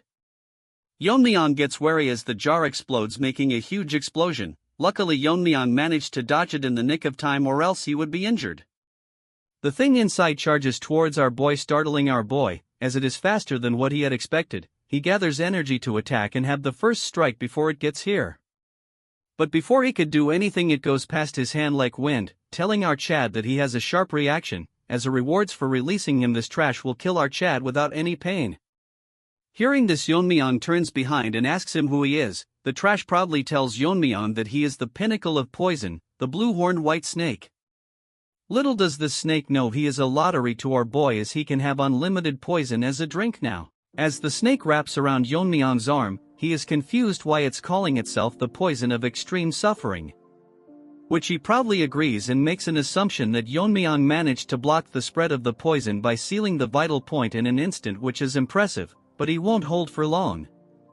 Poor Snakey makes a arrogant face, telling Yeon-myeong how he will slowly melt his arm. That's when he realizes something changing, as the poison-devouring frenzy inside Yeon-myeong's body activates. The skull starts devouring its poison, and the poor snake gets scared as he can believe that Yeon-myeong has the poison-absorbing aura. And what is his relationship with the Wanderer Saint? Yeon-myeong grabs onto the blabbering poor snake like a plushy toy. His new toy begs itself to stop absorbing his poisons. At the rate his body is absorbing the poison, he will be utterly destroyed. Moving on to, he is making a poker face filled with anger, telling it why he should spare it. He makes a psychotic face towards the poor snake and taunts him by telling if it changed its mind because it's currently at an advantage. So Yeon-myeong aggressively starts playing with his new toy, absorbing tremendous amount of poison from the poor snake. Beggar Snake thinks that Yeon-myeong is serious and he might actually die at this rate. So he offers Yeon-myeong a deal, and hearing this, our Chad gets flabbergasted as he stops absorbing the poison. Poor Snake tells him that he only wants to escape from this seal, and if he spares him, it will act as his guardian spirit. Hearing this, Yeon-myeong is confused, so it convinces him that it would be beneficial for him, and asks Yeon-myeong if his internal energy is increasing every moment with his poison. At a rate beyond the normal. According to Yeon-myeong, its poison is incomparable to the 10,000-year fire carpenter pill or the fire dragon's poison. It's so potent that by just absorbing it surpasses his previous internal energy. The poor snake is so desperate that it tells Yeon-myeong that if he becomes our Chad's guardian spirit, it can provide poison whenever he needs it, which is better than absorbing all of his poison now. Our Chad is heartless as he, with a poker face, tells the poor snake that he has no interest in keeping alive someone who was an enemy, so he can replenish the poison elsewhere. Hearing this, the poor snake starts crying and loses hope, telling Yeon-myeong that can't he just spare him once, since he lived in a jar for hundreds of years. Hearing this reminds Yeon-myeong of his past life. Then he activates the ultimate cute soul killer face, telling him that as a guardian spirit he is bound to obey him. The soul killer face is so strong that Yeon-myeong gets flabbergasted and loses to it, so Yeon-myeong will believe it just this once. Hearing this, the Snakey asks him if he is accepting him. Yeon-myeong confirms it and tells Snakey that if he tries anything funny he will destroy him on the spot. Snakey, all nervous, promises that he won't do anything. Moving back to Yeon-myeong, he asks Snakey what he needs to do to become its guardian spirit, since he doesn't know anything about spirit arts. Snakey tells Yeon-myeong that he doesn't need to do anything as extreme amount of energy releases from its body, and a bead moves towards Yeon-myeong as it tells him that this is a spirit binding seal. Just by holding the bead, his spirit will be bound with our Chad's soul, and that is how it will become our Chad's guardian spirit. Hearing the instructions, Yeon-myeong grabs onto the bead as it releases enormous amounts of energy. Outside the chambers, the guards are wondering why Yeon-myeong hasn't come out yet, so they start panicking, wondering if Yeon-myeong is in any trouble. One of the guard tells the other one that they need to go in and check, but guard number 2 tells him that they are not supposed to enter carelessly. Guard number 1 picks up the poison refining pill and puts it into its mouth, telling number 2 that they can worry about the punishment later, but they cannot let the future leader suffer in a place like this. Number 2 closes his eyes and takes a deep breath, telling number 1 that he is as stubborn as always. He opens one of his eyes to see a very bright light exuding from the poison chambers. Number 1 thinks that something is happening inside and it's causing huge vibrations. As the light intensifies, number 1 and 2 starts panicking, calling for Yeon-myeong and if he is safe. Our Chad come out of the chambers as an aura is surrounding him. Back at the chambers, after Yeon-myeong made Snakey his guardian spirit, he got the guardian spirit aura and dragon scale. Unlike the usual guardian spirit aura, this one feels like a tangible outer layer, thanks to him absorbing the poison of our Snakey, which helped him fill all 12 meridians at the same time, so he considers himself lucky. Blood wanted to kill the snake a few minutes ago. He needs to suppress his aura and control the output, or else he will gain overwhelming attention from everyone. From Yeon-myeong's aura a small part arises and our snaky manifests itself, telling our Chad that does he need to be concerned about the people below him, and the Wanderer Saint flaunted it openly. Since Snaky needs some training, Yeon-myeong gives it a hard flick, telling it to not reveal itself recklessly. The autonomous cute Snaky tells our Chad that unless he reveals it himself no one can see him, and with an aura as strong as our Chad there would be no one who would dare to attack him. Yeon-myeong thinks that still it's too eye-catching and he somewhat wants to live a ordinary life this time. Our smart Sneaky asks him that what he meant by this time? And he is speaking as if he died and came back to life. Yeon-myeong doesn't make a reaction and Snaky asks him if there really is a way to do that. Yeon-myeong looks at it and asks him what he means. Snaky tells Yeon-myeong that there is a reason why he is given such power, just like his previous master the Wanderer Saint, and those with power are followed by destiny. Hearing this, Yeon-myeong asks Snaky if he was exploited back then. Hearing this, Snaky starts sweating, telling out Chad that his previous master was even more inflexible than him. The previous trash master worked Snaky to the bone until his dying days, then he summoned an exorcist to seal him in a jar, because he deemed our cute snake too dangerous. Yeon-myeong figured out how all this was connected to the exorcist, and he was a highly ranked spirit. As for Snaky, he is getting angry just thinking about him. Such a strong spirit is wanted by many exorcists, so the ancestor helps seal him. Yeon-myeong thinks if the ancestors is like his master, intimidating exorcists to get the job done. What struck our Chad's mind was that Snaky told him that there is a reason for his existence, and if it's as related to awakening memories of his past life. As he was in his thoughts wondering, a guard brings him back to reality and barges into the room, as Yeon-myeong shoves Snaky into his body as the guard tells him to come out immediately. He informs out Chad that in Sichuan near the main house there is an attack by the evil faction. Moving on to that place, we see Fatso in the entrance exam catching his breath. A huge groups of thugs are mocking them by telling where they are rushing off to. He is not aware why esteemed gentlemen from the Orthodox sect have come here, but this ugly red-haired trash tell them that they should have known that Sichuan is the territory of the Black Death Alliance. Old man tells Fatso that he will hold them off while he runs, but Fatso tells him that in his current condition it would be impossible. This red-haired dog is a palace lord and he is here with hundreds of members. In Fatso's current condition it will be hard to handle him. This smelly monkey tells him that since they have reached the capital of Sichuan they must be seeking help from the Tang clan, but their leader has isolated the Tang clan. Blood is daydreaming too much. He tells them that he will capture and offer them to the leader and he might be granted the ultimate martial art, so they should be prepared to lose a limb. That's when our Chad enters the scene. The guards tell Yeon-myeong that the two people are martial artists from the Justice faction, so he figures out that their opponent is from the evil faction. He orders the guard to escort them to the clan since they have come as guests. The Fatso is happy that martial artists from the Tang family are here to help, but there are only 4 of them, so even if their spirit is formidable it's impossible to face against hundreds.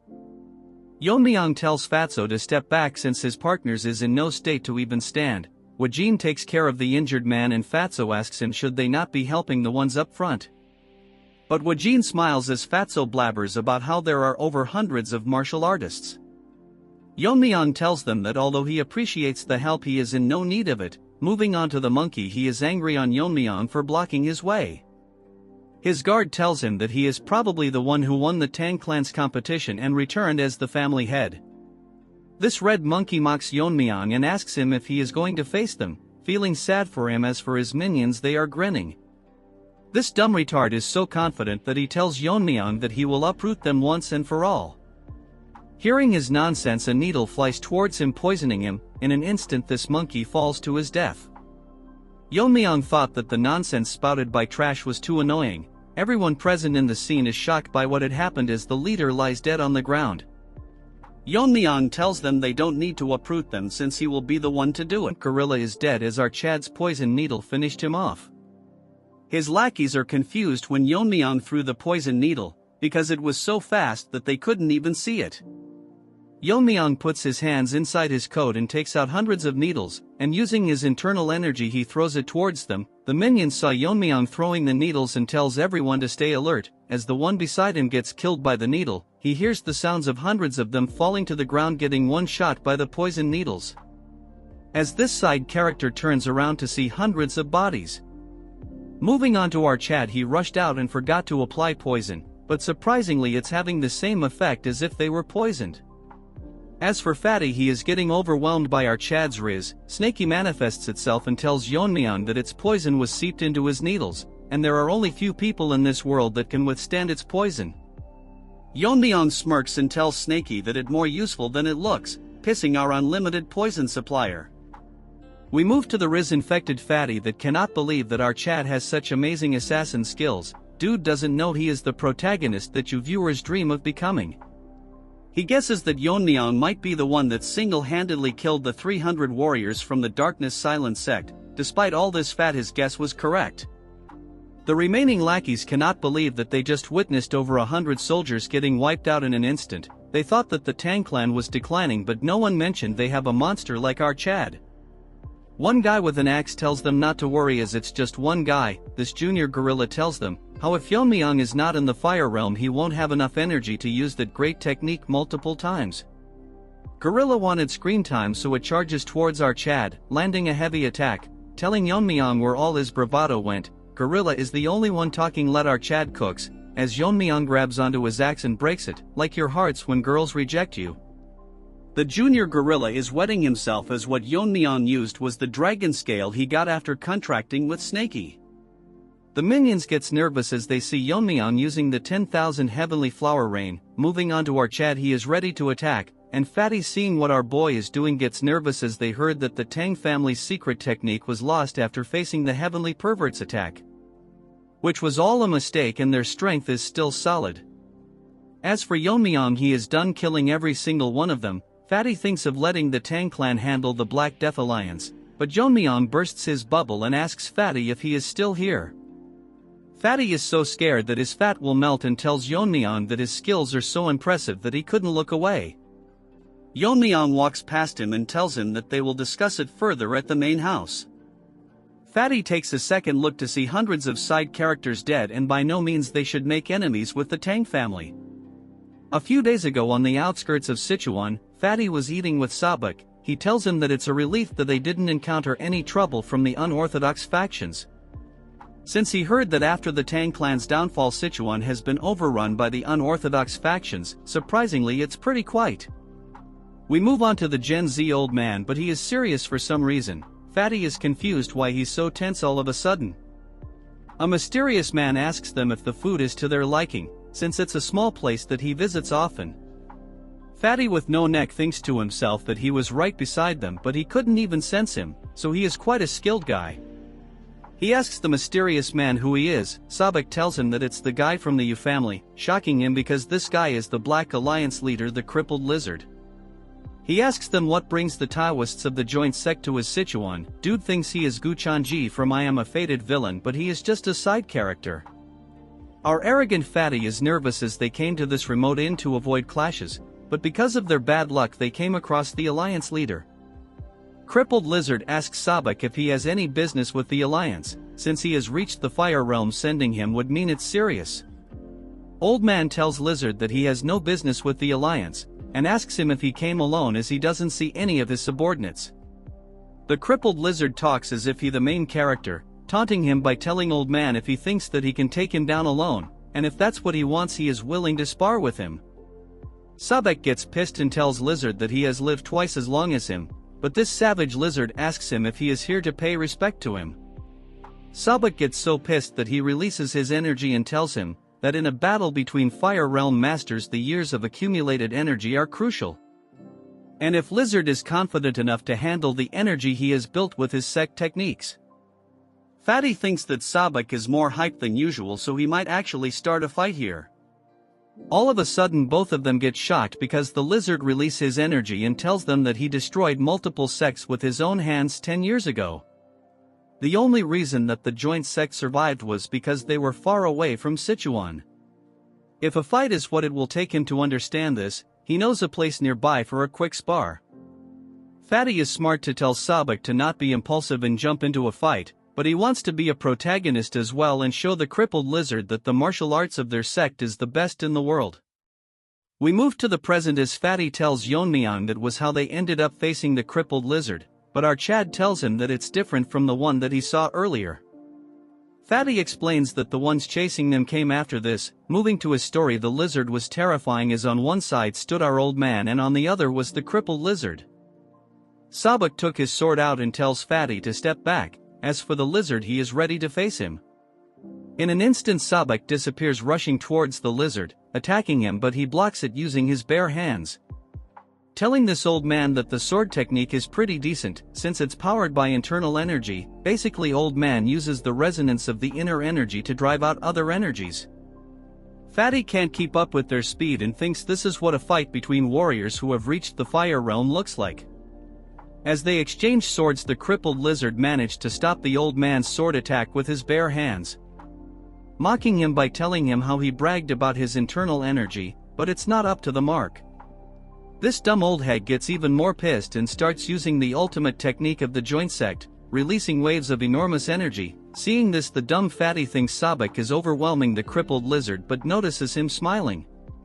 In an instant, with multiple attacks at the same time, he blocks the old man's attacks. Sabak comes back to reality, realizing that the lizard is intentionally blocking all his attacks at the last moment. It's as if he is testing his, even though he is from the unorthodox side. Since that's the case, he will go all out, using the full power of his secret technique. As for the lizard, it managed to figure out his technique. The secret technique lands, it causes a huge explosion as strong as an atomic bomb. Fatty is shocked that Sabak used the secret technique of the clan. The old man gets up, showing our Fatty how he managed to defeat the alliance leader. Dude is literally in a dilemma that he is the protagonist. Fatty tells him that all of it is fine but they should leave soon. That's when the crippled lizard tells them that the technique requires more precision. The martial art is fitting for the joint sect, which is one of the major orthodox factions. He is unharmed and explained that the technique is using the internal energy amplification through intent. So even though it's called the demonic sword technique, it's basically a powerful internal martial art. Moving on to Fatty, he tells Sabak that what he is using is defiantly the sect's secret technique. However, it's not the usual mixed energy. Lizard acts arrogant, telling them why they are surprised, since if one understands the principles it's easy. So it doesn't exclusively have to be a demonic technique. Sabak moves Fatty to the side as the lizard launches a tremendous attack filled with energy, telling them how he will rename the technique to the divine subduing energy. Can't wait for Yeon-myeong to face up. I think our Chad snake is enough for this lizard. Yeon-myeong confirms it from Fatty if the crippled lizard actually used the martial arts of the orthodox faction. Fatty puts his head down and tells our Chad that he adapted the martial art to his preference. Although the energy he gathered was different, the technique was undoubtedly the essence of the demonic sword art. What's surprising is that the power of the copied technique surpassed the original demonic sword technique. If old man didn't use the last bit of his internal energy to block the attack, they would be dead by now. Yeon-myeong is actually impressed because Sabak was definitely in the fire realm, so to comprehend his martial arts in just one duel is impressive. While thinking to himself, Fatty intervenes and tells Yeon-myeong that they have come to the Tang clan for one purpose. So he requests them to cooperate with them in the great martial arts competition of their sect. The Heavenly Demon Cult is a religious and militant group located in Xinjiang. They were once so strong that they could rival all the 9 great sects and other martial faction. After numerous fights in martial arts world, the orthodox faction is still not confident enough to confront them. The main reason behind it is because the entire faction moves at the command of one person, the sect leader. However, the situation took a change when the sect leader's son, the creepy pervert, emerged with innate martial talent and gained his own personal followers. Because there might be an unintended factional split, the pervert left the clan and led his followers with him, founding the Heaven's Brilliance Demon Cult. This is the reason that has weakened the elite ranks of the sect, making this the last opportunity to eradicate them, but they are worried about the Black Death Alliance to their south. So if they move to the north while their elites are out to take care of Heavenly Demon Cult, they will suffer great losses. The martial power that our Chad displayed earlier was so strong that he could prevent the Black Death Alliance from moving north. So it's his humble request that while the Tang family stops the Black Death Alliance while they eradicate the Heavenly Demon Divine Cult. But what he hears shock him because our Chad isn't some loser, so, with a poker face, he tells Fatty no. Fatty tells Sabak that their request was rejected. Yeon-myeong told him that he cannot this himself, so he will consult this with the family head in return. Fatty tells old hag what to do if they can't persuade them. Sabak tells them to wait for the time being. Fatty tells him that this is not the only problem, but the state of the Tang clan is quite different from what they expected. While they traveled here, they observed that building of the Tang family expanded, their martial prowess has increased greatly. Even the overall atmosphere among the clan members were great, which is completely opposite to the rumors that they were ruined by the mega pervert emotionless loser. Sabuk gets into character and tells Fatty that he noticed it, and figures out that there must be a driving force that revived the clan. So by any means necessary they must bring the Tang clan to their side. While discussing all this, Yuri and her father are here, these two over-smart delusional martial artist. He introduces himself as the head of general affairs of the Tang clan. By the orders of the family head he is here to bring them. After they reach the main house, both of them are shocked as mommy leader introduces herself and asks them if they came here to request cooperation against the heavenly demon cult. She tells them that currently she is the acting family head of the Tang clan. What surprised these two is that she is in the fire realm, which is probably why the Tang clan regained their strength. Although they cannot detect Yeon-myeong powers, but the acting head, our mommy queen, is undoubtedly in the fire realm. Fatty thinks he is the only smart one, telling our mommy that their sect is in urgent need of support, and since they are eradicating evil sects, isn't it right to help in the name of justice? So he requests her to reconsider, but our mommy doesn't respond. She asks Yeon-myeong that he refused them earlier and if he still thinks the same. Yeon-myeong's answers is still a no, shocking the two brain-dead retards, as Fatty asks him what his reason behind the rejection.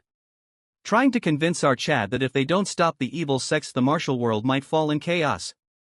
Yeon-myeong with a stern face tell these two monkeys that it's understandable that the heavenly demon cult is dangerous, but the Black Death Alliance and the evil faction are separate issues.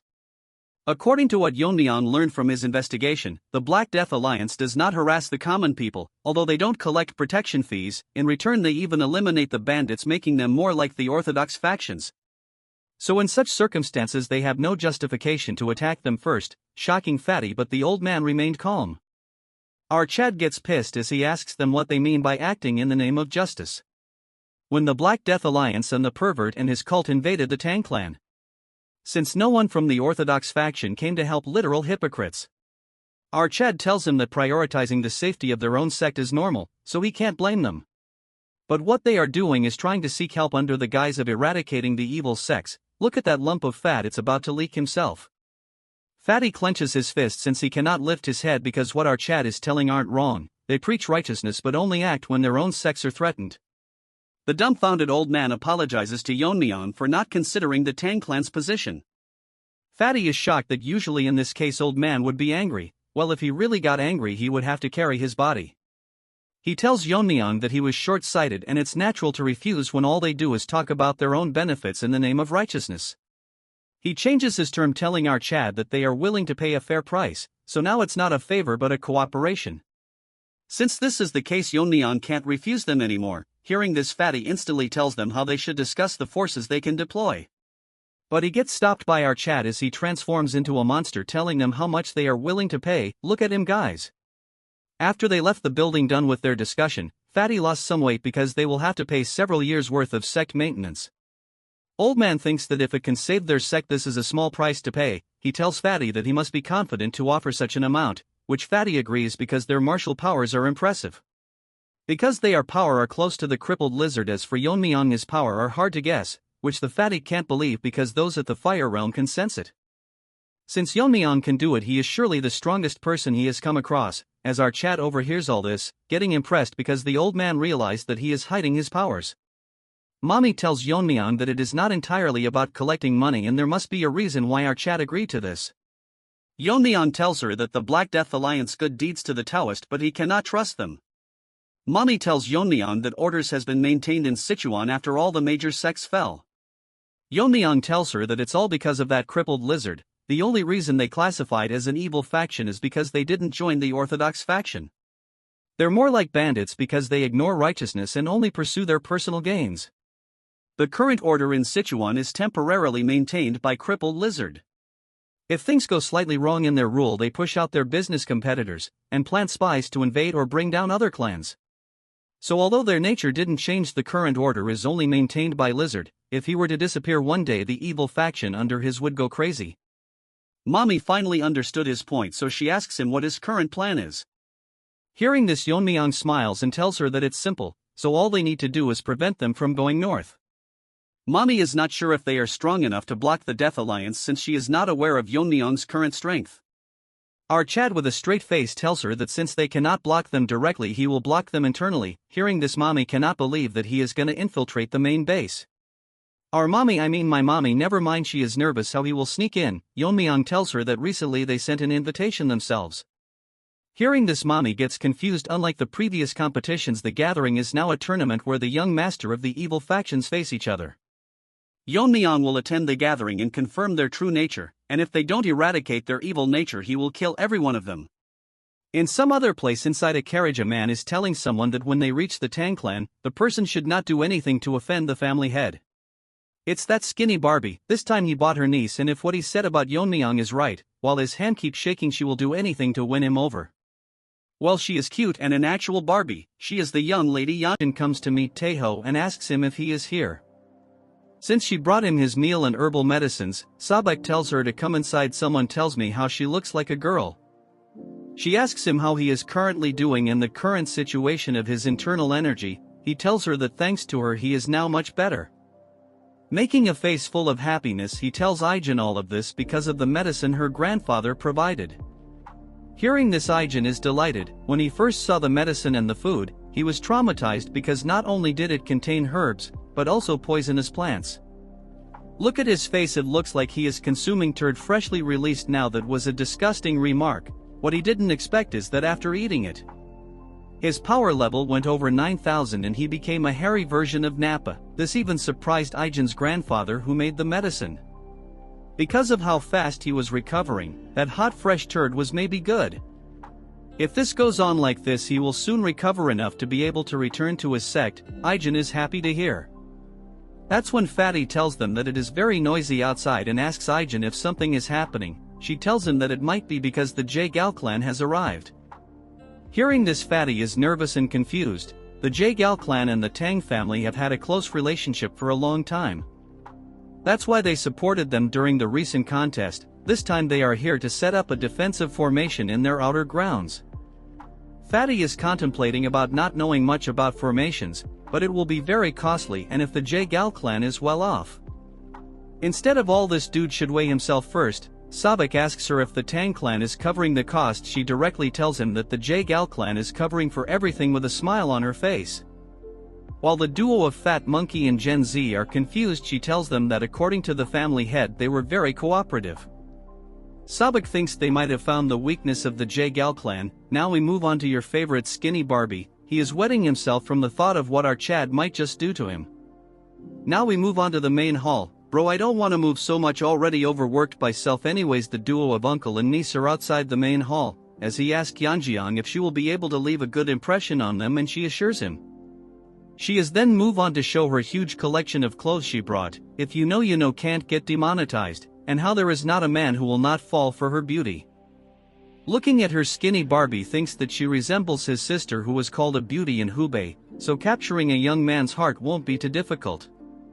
Someone tells me who the hell draws those mothers. They all look too good to be a side character. Over a decade ago, the pervert attacked the clan to claim his sister, and because of her sacrifice the clan barely managed to survive destruction. This dude has mental issue for sure. Please be wary that he not the Black Alliance leader, as some might confuse it. Driven by the shame that something is 50 and rotten got to taste her cooking, she killed herself, probably because they didn't add enough meat to the dish. So no matter what, he cannot allow such a tragedy to befall the family ever again. If she develops a strong relationship with the Tang clan, they can maintain their lineage. He looks at her and thinks that the future of their clan now solely depends on her. That's when Barbie hears a voice telling them that she heard the Jae-gal clan was a great help to them. Both of them are shocked for some other reason, but I would only act this way if I can pair up with our mommy. Now they are even setting up a formation for them, and she as the family head is very grateful. Let's take 10 seconds to appreciate how good the goat mommy looks like. Skinny Barbie figures out that, if she is the family head, then she is most likely our Chad's mother. Like mother like son, they are both blessed with beauty. I care to differ, the real protagonist is the mother, no debate. He was overwhelmed by her presence that he forgot to greet her, so Skinny Barbie introduces himself and apologizes for not being aware of her ascension. But since she is a queen, she gracefully tells him that he was not here when she ascended, which is understandable. She tells him that they had a long journey, so it's sufficient to rest before they should start their work. Hearing this, Barbie in a respectful manner thanks her for their consideration. She asks who the lady beside him is. In a nervous manner he tells her that she is his niece, that he brought to strengthen the bond between the clans. He asks her to greet the family head, but while she is dazed not listening anything that he is saying, because she got rizzed by our Chad's good look, dude should thank his mother for that. While she was daydreaming, our Barbie tells him her to pay attention. She gets into character and introduces herself, and she apologizes to Mommy for her late greeting, and congratulates her for becoming the family head. Mommy thinks that she is a very polite child and tells her that in a few years men will be heartbroken over her. Hearing this, she gets shy, taking this as a compliment. Mommy proudly tells her that she was also famous in her youth and she resembles him, if only she was real, never mind. She tells Mommy that she is still so beautiful that when she first saw her, she thought our Mommy was our Chad's sister. In her mind she thinks that our Mommy is a kind woman and compliments her. I completely agree with her in this case. Mommy tells her that since she is the same age as Yeon-myeong she will get along with him. She starts acting as tears falls from her eye, telling Mommy that no one from her family has even shown her so much affection. In her mind what she is thinking is if our Chad is also reaction to her story. But gets shocked when she sees our Chad lost in his thoughts. Barbie cannot believe that he ignored such a sorrowful story of a beautiful story. Usually men would be tripping over her themselves, but she is confused if he is not interested in her. Moving on to our Chad, he is literally dreaming about our ice waifu. New sister was 6 chapters late. Barbie thinks that he has failed once again, but Yeon-myeong cannot accept that she got rejected since it's a first for her. Mommy tells Yeon-myeong to pay attention as she pulls his cheeks, but Yeon-myeong is determined to impress him. Don't hate her, she is a great character, you will know later on. Now we move on to the Black Death Alliance territory where everyone is talking about the Tang clan's head. A little girl is running while they say how our Chad is not on good terms with them. On one of the meeting halls the elders are talking about the budget needed for the gathering, and the second page includes the list of participants. A man is biting a branch to look cool, tells them that it is sufficient reporting for today. He is the leader of the Sin Demonic Lords. He congratulates the red-haired goblin for handling all this, since it was mostly done by the Void Immortal Hall. She tells him it's nothing as she is doing her duty as the servant of the leader. The other thinks that the alliance leader threw away the report and went out. Old man tells masked man that he has always been a free spirit. That's when someone enters the room and everyone gets shocked seeing the entity. As for that goblin, she was sweating as it's a little girl telling them that she wanna go to Sichuan for the gathering this time.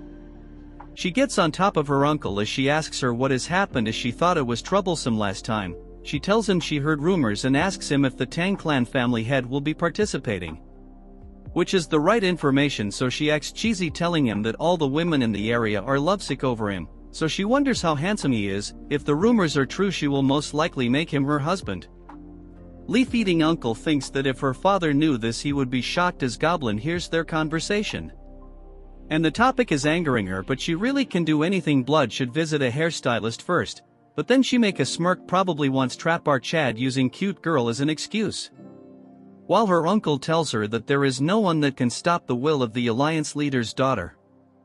Why do I think that the our Chad will become friends with the alliance leader since they're not portrayed as villains? Look at their drawing styles. In one of the residences of the Tang family, Mirio is combing the hair of our god-tier waifu. As she tells her how beautiful her hair is even after she was bedridden all this time, as she laughs getting shy. Last time when Yeon-myeong came here, he made it very obvious that he got bewitched by her. Even I agree, just like you guys who clicked because of the thumbnail. Mirio asks her to share her beauty secrets with her bro is seriously in need of a makeover. Mirio activates her Power Ranger Mean God mode and asks her what she thinks about Yeon-myeong. Hearing this she gets shy and asks her if she is using martial arts to monitor people's breathing. The troll tells our innocent waifu that when she mentioned his name her breathing changed. Then she gets serious and asks her if she is seriously okay, confusing her as she asks her what she is talking about. Mirio tells Miso that our Chad is going to Sichuan gathering, so she won't be able to see him for a while. Then this troll explains to her in this gathering the most dangerous evil faction will face each other. Hearing this she gets scared as Mirio tells her that it's not the most important thing. What if our Chad were to meet another girl from the factions and fall for her? In that situation, can she handle it then?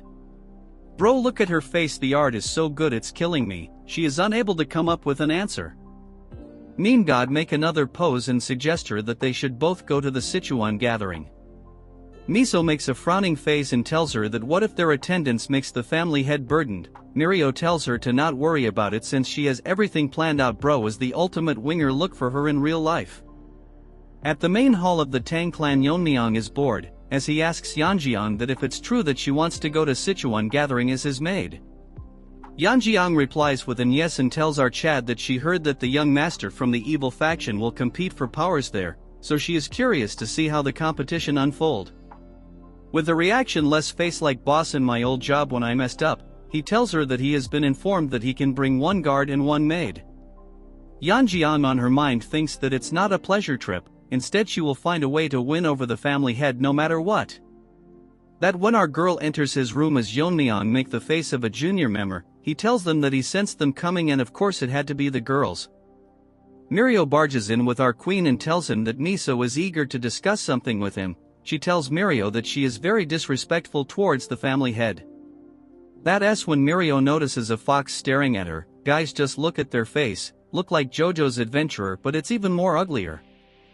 Mirio asks who she is and Yeonjiang does the same. Yeon-myeong asks Miso what she is currently doing here, as Mirio was about to tell him when Yeonjiang is making a face similar to that cat from Pokemon.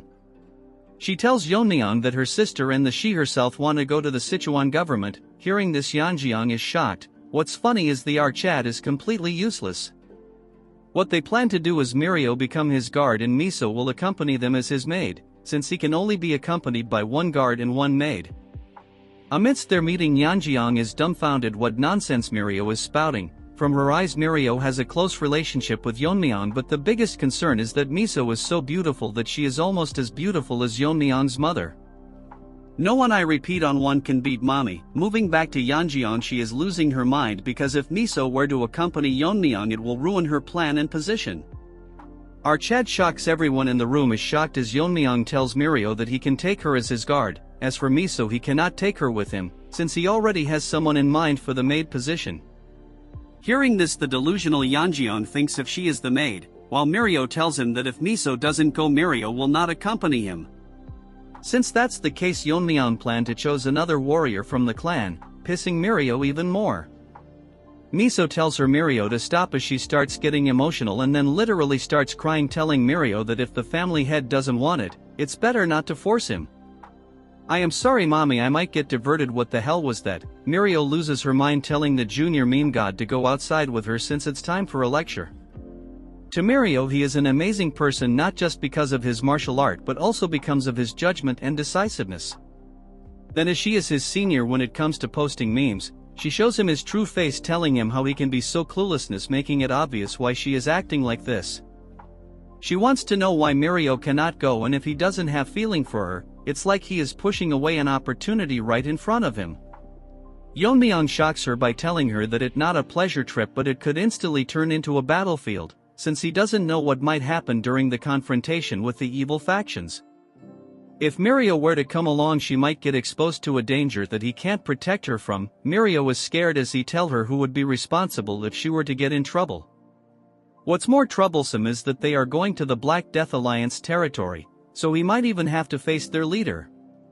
Considering she is still in her recovery phase and is not fully strong yet, it would be hard for her to handle. Let me give you guys some spoiler: our ice waifu will turn into a psycho when it comes to Yeon-myeong. Moving back to Mirio, she thinks what he said is right, so she has no choice but to agree to her. Yeon-myeong thanks her for understanding his situation. Bro is like the ultra-rare protagonist who is almost perfect. Dude is not a simp unlike others. There are only a few that are like this, but before we continue I would appreciate if you subscribe.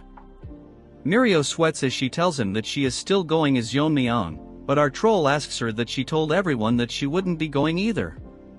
She gets pissed, telling her that she cannot let a fox guard the henhouse. She is talking about Yeonjiang. As for Yeon-myeong, he cannot talk over his boss. As for the Pokemon kitten waifu, she thinks that someone is talking about her.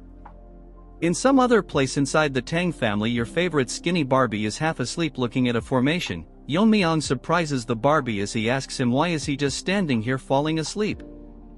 Barbie is scared, so tells Yeon-myeong that there is no such thing, Skinny Barbie tells him that the defense formation has been fully set up and not he is just making adjustments so it will be finished by tomorrow. Yeon-myeong activates his eye discerning skill to look around the formations placed on the main parts of the Tang family. The Skinny Barbie tells our Chad all the key point have been protected with formation. Basically Yeon-myeong threatened to kill the Barbie if he is not done with the formation a week. Moving to the present, he tells Yeon-myeong that he has enough time to complete. Our Chad compliments him as he tells Barbie that if he tries he can do it, so she should do the remaining tasks like this. Hearing this, the Barbie starts crying because his life is saved. Yeon-myeong is impressed because it's better than he expected. Even if he is not here they can protect themselves. Yeon-myeong has one more thing to do as he goes to the main hall. He summons a new character. It's the elder Tang Yeon-myeong. This guy has guts as he tells Yeon-myeong that they are not exactly on talking terms. Yeon-myeong tells him that he heard that with the sword he is skilled, which is why he became an elder. Since Yeon-myeong also uses the sword, he thinks it's ideal to have a conversation. Moving to the elder, he tells Yeon-myeong that what he showed during the competition is beyond his reach.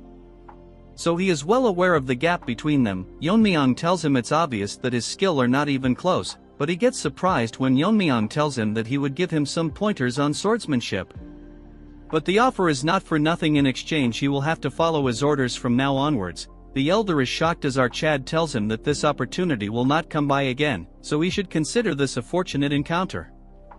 So he raises his hand asking the elder if he will be changing side.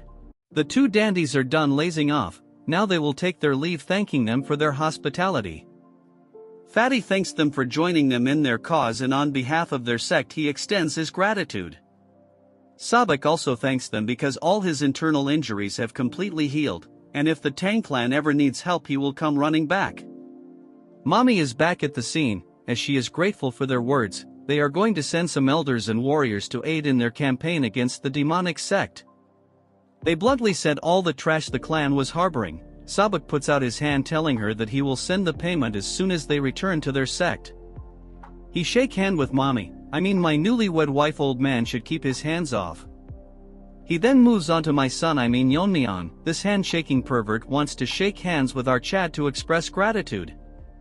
Because if it weren't for him they wouldn't have made it out alive. As they shake hand, this was tells our Mega Chad that he possesses martial powers beyond his years. And before long he might surpass him. What nonsense is this ant talking about? Anyways, he gets owned by the overwhelming powers suppressed by our Chad, making him feel like the ant he is. Bro popped his pants. Just look at his face as he starts sweating. Fatty notices a change in his outlook and tells him why his face has turned pale and if he is alright.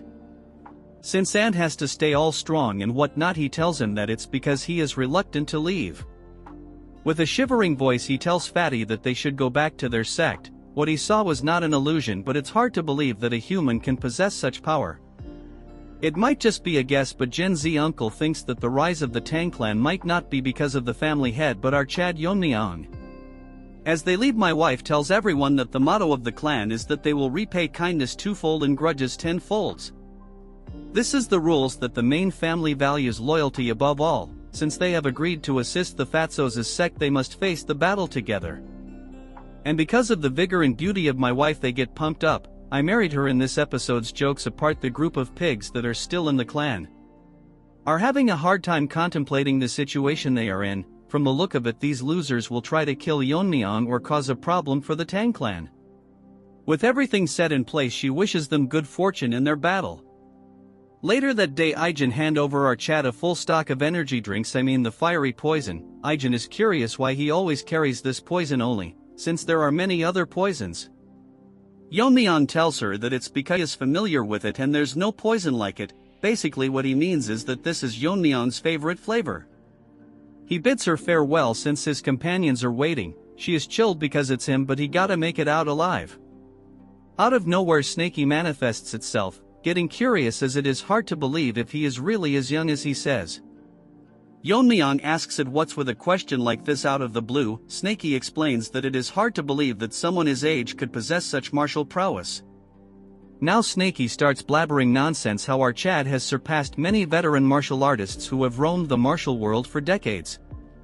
Still, he is not on the level of the invisible guest yet, but the most supernatural thing was the sword technique he showcased when he recruited the elder. It was so advanced that it was levels above the swordmasters he had faced alongside the invisible guest. Yeon-myeong is smart, so he makes up an answer, telling it that if there are people like the Black Death Alliance leader who can comprehend martial arts at a glance, then why cannot a Chad like our boy exist? So it's best for Snakey to put aside his unnecessary. All Snakey thinks is that our Chad is definitely not a dragon. Afterwards he goes to the main hall, where his group of side characters are waiting while Mirio asks Yeon-myeong where he went. Yeon-myeong tells them that he went to Aijin to get some poison, but he is not aware of the third person accompanying them. The masked dude greets our Chad, introducing himself as Jang Gil, and he is here to guide him and ensure he is safe during his journey. Yeon-myeong with a smile on his face tells him that he will be counting on him. That's when my wife enters the scene asking our son Yeon-myeong if he is going to leave now. Seeing her, the side characters get shocked, just like someone seeing their crush. But since our real main character Chill, she tells them it okay, as there is no need to be so formal. She suddenly tells Yeon-myeong that the wind is picking up, so whatever oath Yeon-myeong chooses in life, she will support him, but he shouldn't push himself too hard. Yeon-myeong tell her to not worry since she should be aware whose son he is. Hearing this, my wife gets shy, proudly telling him that he is son of the Poison Phoenix. Well, he is my son from now onwards. She then moves on to the side characters, telling them to stay safe and take good care of the family head. Like some robots in charge, they tell her that they will carry out duties. Hearing this, she bids them farewell. Look at her again, this is for sure going to be my wallpaper artist, definitely did me justice. In the heart of Sichuan Tang, we move on to our squad as Mirio tells Yeon-myeong that it really feels like a festival, but it wasn't like this the last time she came. Hearing this, Yeon-myeong asks her if she has been here before. Mirio proudly tells Yeon-myeong that she came here a few times when her dad was still running the trading company. Mirio gets into her character, telling him how it was a huge company back then. Once the evil factions took over, the business has shrunk a lot. Hearing all this nonsense, Yeon-myeong remembers that her father mentioned it before. Our Chad thinks that if the clan expands, it would be financially smart to have a trading company, since they cannot rely on the elders' embezzled funds and the medical wing's profits forever. Now it is becoming clear to our Chad he will need to deal with the evil factions. Yeon-myeong tells Mirio to come see him with her father. Hearing this, Mirio asks him what is the reason. Our Rizgod tells her that he is planning to help him start running the trading company. Hearing this, Mirio gets extremely happy, telling him that he cannot back out now that he has said it. Later that day, in some place in the town where a dwarf man is chilling by himself, he is actually dressed because today it is going to be another slow day. His dream is to find someone who knows how to appreciate swords. That's when he hears a voice calling for him, it our Chad asking him if the place is open for business since they cannot hear any sounds of hammering. Yeon-myeong, the new Naruto lookalike, tells him that he is here to look at swords. Little man thinks that our Chad has an unusual look about him, so he welcomes him with open arms, telling him that the swords are inside, so he is free to take a look. He showcases his collection, trying his hardest to not brag about how good they are compared to other shops. Mirio asks him why he is in need of a sword. According to Yeon-myeong, it better to carry a weapon even if it is just for show. Yeon-myeong analyzes the sword by tapping on it. The quality of the blade is in excellent condition and even the level of sharpness is impressive. Yeon-myeong tells Shorty that he has a right to boast, shocking him, because he cannot believe that he knows how to evaluate swords. Although the sword lacks beauty, the sharpness make up for it, which is proof that the forging and tempering was done with great precision. Shorty cannot believe that Yeon-myeong analyzed sword just by tapping it and glancing at them a few times. Yeon-myeong tells everyone present to pick one sword that will suit their taste. Hearing this, Shorty gets inside, telling Yeon-myeong to wait right there and not move. After a while, he brings in a huge case and drops it to the table, telling our Chad to open it since it's been a while he has met someone who appreciates swords. Opening the box, Yeon-myeong is shocked because this is the demon-slaying sword. The demon-slaying sword that the blacksmith showcased is shiny enough to reflect the image of Yeon-myeong. As for his sidekick Mirio and Yeonjeong, they are amazed by how extravagant it looks. Yeonjeong is someone who has no expertise when it comes to swords, but even she can tell in a glance how amazing the sword is. The Shorty tells them that the sword was not crafted by him but his master, who was an expert in his work. Unfortunately, he passed away from illness, so he took over and relentlessly worked on the sword and finished it. While telling this, he is very proud of this achievement, and asks Yeon-myeong what he thinks of this sword. He can proudly say that the sword is worthy of being called a masterpiece. Even to the eyes of our Chad, this is an amazing sword that it is good enough to be on par with the sword he used in his past life. He can feel the sharpness radiating from it constantly. Yeon-myeong tells Shorty that it is a brilliant sword, however he doesn't need a sword of this caliber. This shocks the blacksmith, so he asks Yeon-myeong if the sword didn't meet his expectations. Yeon-myeong sighs and tells him that it's quite the opposite. He should be proud of the sword he has created, and our Chad is thankful that he showed it to him. This is the reason he thinks that the sword ID too much for him. The real reason is that a sword of this quality would only draw unnecessary attention because of how well it's crafted, so a simple sword suits him better. Yeon-myeong tells Shorty that he will pick the one that he picked up earlier. Hearing this, the blacksmith gets disappointed, telling him that if that's what he wants, he has no choice but to comply. That when a group of brain-dead nonsense third-class characters enter the scene, I guess even trash needs to be given screen time. Seeing them, the Shorty makes an unexpected reaction as if he is scared, calling the man in front young Master Yun. He is pissed because he ordered Shorty to bring in the best sword in the shop, yet he deceived him and hid such a masterpiece from him. We will call this retard him Rotten Ginger cause his face resembles one. This ginger cannot fathom that a mere blacksmith dare to mock him. This ginger has too much spice because he is clearly deluded. Shorty is nervous as he tells him that it's clearly a misunderstanding, while our Chad is hearing this nonsense shown by a one-chapter character. Yeon-myeong is a bit confused because in between a bunch of ants there is a strange aura coming from few of them, which is strange to our boy. Seeing this, Snaky manifests items, telling Yeon-myeong that he felt something wrong, and his suspicion was right, it is clearly demonic energy. Snaky has faced them few times with the invisible guest, as he asks Yeon-myeong if this is his first time seeing them. According to Yeon-myeong, this is his first time seeing one in person, as he has only heard about them. He asks Snaky what these demon pests are doing in Sichuan, but Snaky is unaware but suggests that he can just capture one and interrogate him. This Gingers is not only rotten but dumb as well, as he orders Yeon-myeong to step aside because he is going to kill the blacksmith, and if Yeon-myeong does not move he will kill our Chad first. Trash literally unlocked first grade nonsense. Yeon-myeong gets pissed, telling him that his mouth is too foul for a brat. This pisses of the ginger, but who cares? With a finger flake he knocks this ugly ginger out. All this talk and bro is this week. Seeing him fall to the ground, his guards make a reaction as if a old granny has been killed. Yeon-myeong tells Ginger that at his level, no matter how good he is with the sword, he won't be able to use this sword properly, so he should come back after 20 years of training. Seeing our Chad acting cool, Mirio is shocked, as for Yeonjing she is acting as if she fell from the sky. One guard starts barking like a dog, telling Yeon-myeong that how dare he lay hands on the grandson of Nam Jin-soon, the lord of Hyunyang sect, which is protected by the Black Death Alliance, warning Yeon-myeong to not expect to live after what he did. Can we move forward? Just how much nonsense can this side character spout? This nonsense pisses Yeon-myeong off as he tells them that he doesn't care about his status, and asks them what's their connection to the demonic sect. Hearing this, they all make mixed reaction, as there is one in between them that looks like the boss who will be one shot by our Chad. Yeonjing asks Yeon-myeong where they came from, as she and our so-called guard Mirio is scared.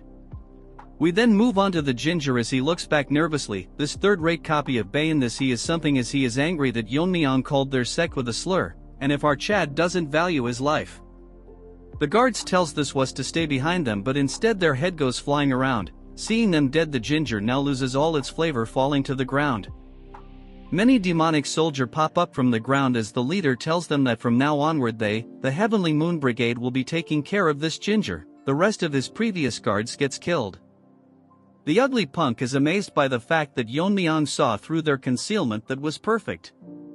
Moving on to Yeon-myeong, he doesn't care. As for his subordinates, all of them are crying, and his useless guard Mirio is amazed by just what is happening. But what shocked all three of them further is when Yeon-myeong tells them that with the stench of the demon turds reeking from a mile away, he could see them from a mile. Yeon-myeong should switch professions and become a roaster, since he tells him that if he was trying to hide his identity, the least he should do is cover his face properly. Mirio thinks that he has gone crazy to roast someone on their looks. As for the bald head, he is holding himself from attacking, telling Yeon-myeong that even after seeing every one of them getting killed, he still doesn't feel the sense of urgency. Yeon-myeong asks Shorty to lend him a sword, and he takes a hold of the masterpiece, as Yeon-myeong tells him that if it's urgency he is talking about, it's them that should worry about it instead. Our roaster Yeon-myeong tells them that from where he is standing, them and the ones they killed are all same to him. This pisses Bald Head so much that he orders his minions to escort the young master as he is seriously going to kill out Chad. Yeon-myeong wasn't wrong when he called him ugly dude looks like the fresh turd my dog just released while I was writing this script. One of turds grabs onto Ginger but Yeon-myeong gets surprised when the young master does not recognize them at all. According to Yeon-myeong's observation, this brat probably is not aware of their identities. That's when a voice curses our Chad. It's that ugly fart that is pissed and attacks our Chad for ignoring him. With no reaction his face, Yeon-myeong blocks his attack, and because of the strong exchange of sword a mini explosion occurs. Ugly fart thought that he was faster but still he got knocked back, as he stares at our Chad who was unfazed even after the exchange of their swords. All of a sudden his world starts spinning and he thinks of counterattacking only to find himself dead, while all his subordinates watches his head rolling around. Mirio and Yeonjeong are shocked to witness what just happened. Ginger has almost turned into a paste. While Yeon-myeong is standing in front of the headless body, bro has immaculate drip. According to Yeon-myeong, after swinging the sword, he can definitely feel that it is a masterpiece. The weight distribution between the hilt and blade is near perfect and it's razor sharp without a drop of blood staining it. He tells Shorty that it is truly a masterpiece and he is who carried his legacy as someone amazing as well. Hearing this, Shorty starts to tear up. In a flashback we can see Senior Shorty making this sword, telling Junior Shorty that every valuable object will eventually find its rightful owner, so the sword he is crafting will find its master someday. So no matter what happens he must give this sword to the person who can appreciate its worth. Looking at out Chad, he thinks that he has finally found its rightful owner. Moving on to Yeon-myeong, he asks them if any of them wants more, and suggests them to all attack at once. The next moment this group of nonsense charges towards our Chad, telling him to not underestimate them. Yeon-myeong smiles at them and with a single slash he rips through half of them, then like dancing in water with a set of extremely delicate and fast movements he kills them all with single consecutive strikes. Seeing this, Ginger has decides to turn back into a human. Shorty is also short of words. The girls are shocked and Mirio is getting tired from being surprised, and it's amusing that she was not aware when our Chad learned swordsmanship. In some other place where someone is walking with his two legs, this is the nonsense most narrators use to make the video unnecessary long.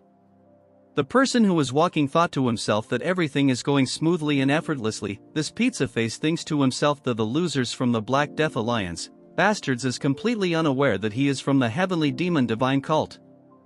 By the way, he is the second son-in-law of Black Death Alliance Hyenso, Nam Jin Soon, but we will call him Pizza Face.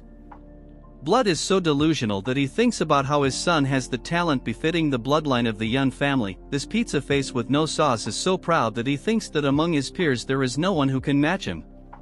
He clenches his fist in delusion, confident in his pimp son that in the Sichuan assembly, if he can showcase his amazing strength and get into the Black Death Alliance leadership, it will be the first step towards weakening their powers. What a joke! As he smiles, he thinks that by the time they realize what's happening, the demonic path will already have arrived in Sichuan. This pizza face is delusional like you guys. In case of you guys you dream about having a girlfriend. A one-armed ant breaks into his pipeless delusion. Pizza face asks him isn't he one of the member of the Heavenly Moon Brigade who was supposed to guard his son. The one-handed ant tells him that his young master is being attacked by an unknown entity. Hearing this, pizza face starts melting, about to lose his mind. We now move on to our Chad, who is busy chopping these trash-like vegetables, showcasing his drip. Showing his cooking to the side characters, they are all dumbfounded, especially Mirio, as she thinks that who is going to take care of this mess. Wondering to herself that if she brought her sister she would have likely passed away for sure. She asks Yeon-myeong why he let one of them escape as he can bring in reinforcements, but Yeon-myeong tells her that he knew that already and purposely let him go. He points his sword towards Junior Pizza Face, telling her that an idiot like him who was not even aware of the demo cult, so there must be someone who hired those ants to protect him. Junior tells Yeon-myeong that he is misunderstanding and he is not from the demon cult, he does not even know who they are. Yeon-myeong stops his blabbering, telling him to shut up as soon he will figure everything out, when the guys are coming here right now. The side characters as always get shocked as a loud scream calls them out, outside Pizza Face has arrived with a colony of ants, warning whoever did this to release the hostage and he will spare his life. Making his Pizza Face a bit stretched, he warns them that if they don't comply he will rip them to shreds and feed it to the beasts. Bold word from a pizza. Yeon-myeong enters the scene with Junior Pizza Face and places his masterpiece pizza cutter on his neck, telling Senior Pizza what he can do about this. Shocking obsessed side characters are again shocked, thinking who the villain is right now, considering the way Yeon-myeong is behaving. Mirio the overthinker thinks that their number is way too much. Just a question, was she not aware that during the test Yeon-myeong slayed over 300 martial artists anyway? She stares at Yeon-myeong, thinking what his plan might be. Pizza Face barks at Yeon-myeong, telling him how dare he, messing with them without knowing their powers. Yeon-myeong tells Pizza Face that he is from the demon cult. He can sense the sinister energy coming from him, which is the impure demonic energy. Yeon-myeong has figured out that he has hidden his identity and come to Sichuan to stir up trouble.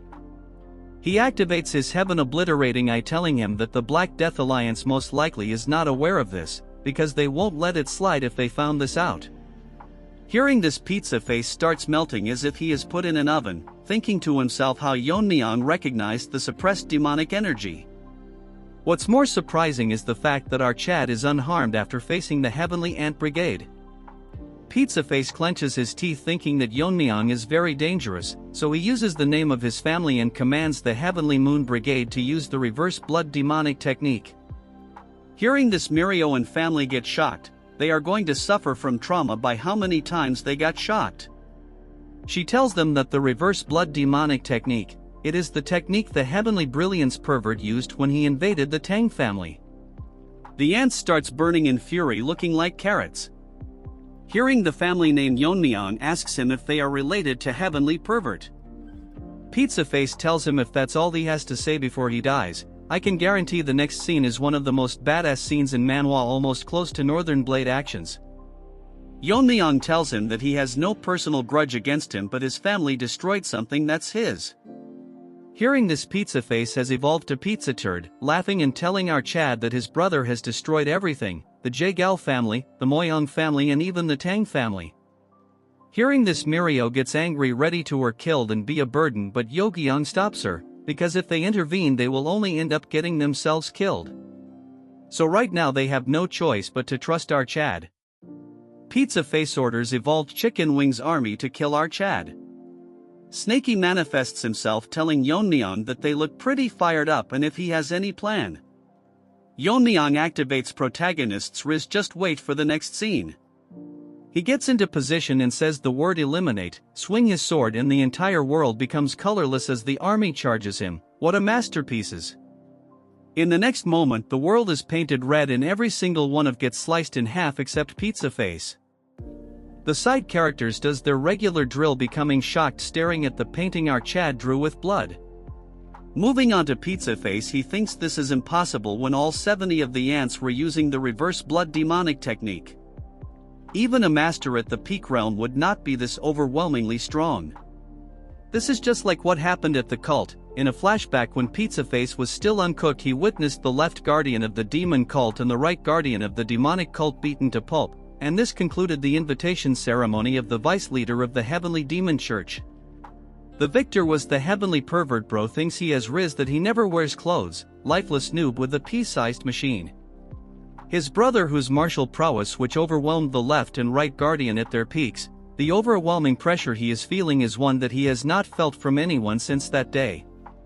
The overpowering aura is excluded from our mangacap, my son Yeon-myeong. For the first time I have seen a sensible one-chapter character, getting on the ground telling Yeon-myeong to spare him. He changes his prospect and tells him that he will give up his life so he should just spare his son. He is not aware what grudge he has against his family, but the Junior Pizza is different from him, an ordinary kid who doesn't even know what he is involved in. Yeon-myeong with a cold voice tells him that if he really is ordinary. Telling him that this trash tried to kill a blacksmith just because he didn't give him a good sword. The trash tried to bark, but enough screen time of this dandies as Yeon-myeong silences him for good. Right before the eyes of the Pizza Face, now he is evolving into something I cannot describe. Yeon-myeong asks him if he is angry, but the families of the people they have killed must have felt the same. So Yeon-myeong doesn't feel sorry for him, so he has no intention of sparing anything related to the heavenly demon cult. Pizza Face has turned into Pizza Turd, as from his eyes our Chad finishes him off. We then move on to the next scene inside the shop, where Yeon-myeong is kinda in a tough spot because the blacksmith just gives him the sword, and as always the dup is shocked.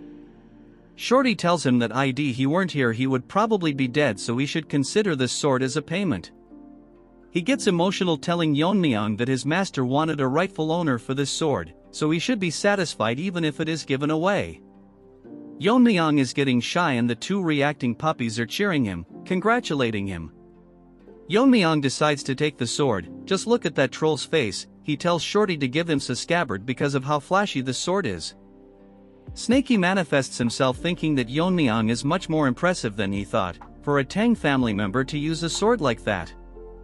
If anyone called him the Sword King, when Yeon-myeong grows up he will undoubtedly be the strongest martial artist in the world. A huge crowd has formed a line in front of a huge gate. One the nobodies tells his friend to look at the direction he is pointed. He actually pointed towards our Chad, telling if he saw someone like him among the successors of the Sichuan sect. This turd assumes that both his guards are women, so he must be a womanizer. These retards are getting unnecessary screen time, as the first nobody tells his friend that the Sichuan assembly is a major event, so what's the point of him coming here if he is going to act like this? Second nobody assumes that our Chad's martial skills are trash. Why are we wasting time on this brainless ants again? What they are worried about is that the women are all going crazy and the first loser thinks that he has already lost even before fighting.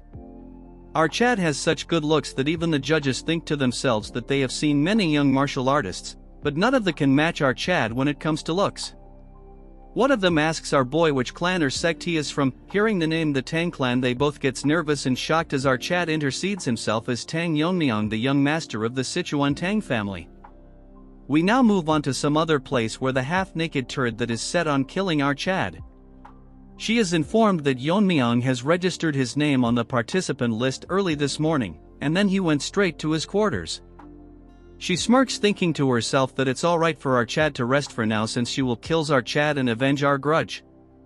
In a flashback we see her on the ground crying while holding a book in her hand. The R where she is now is a frequent hangout for bandits and they at people who are alone.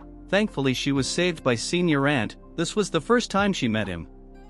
She was surviving as the concubine of a high-ranking military office, but she was nothing more than a plaything. The one day this old hag died suddenly in an accident. This ugly trash had an hobby of collecting martial art manuals. Wanting a new life, she grabbed one of them and ran away. That is how she ended up meeting gray-haired gorilla.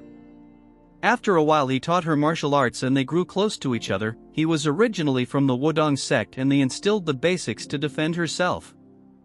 After mastering her basics she started practicing the manual she had stolen. It was Red Lotus Flame Art, but misfortune won't leave her alone, as from that point onwards, her body began to weaken day by day as she had contacted an incurable disease. Realizing that she doesn't have much time left, she left gray-haired gorilla, because she didn't want him to see her in a pitiful state. A lot of time passed and she learned that gorilla had become the head of the Darkness Silent Sword, and was quickly gaining power. On the other hand, she was dying and the constant pain made her wish that she just end her life, but her regrets won't let her die and her last wish was to just see Grey Gorilla once. That's when they found her out with Black Lizard tagging alone. He tells him that she is the one that possesses remarkable talent but can't understand why she is on the brink of death. Black Lizard tells him that she learned the martial arts of both yin and yang, so her vitality and energy conflict with each other, so it's natural that her body is dying. Lizard tells her that she should recite the formula of the martial arts she has learned. To her this was a stroke of fate, and like she was hypnotized by his words she spoke it with all her will.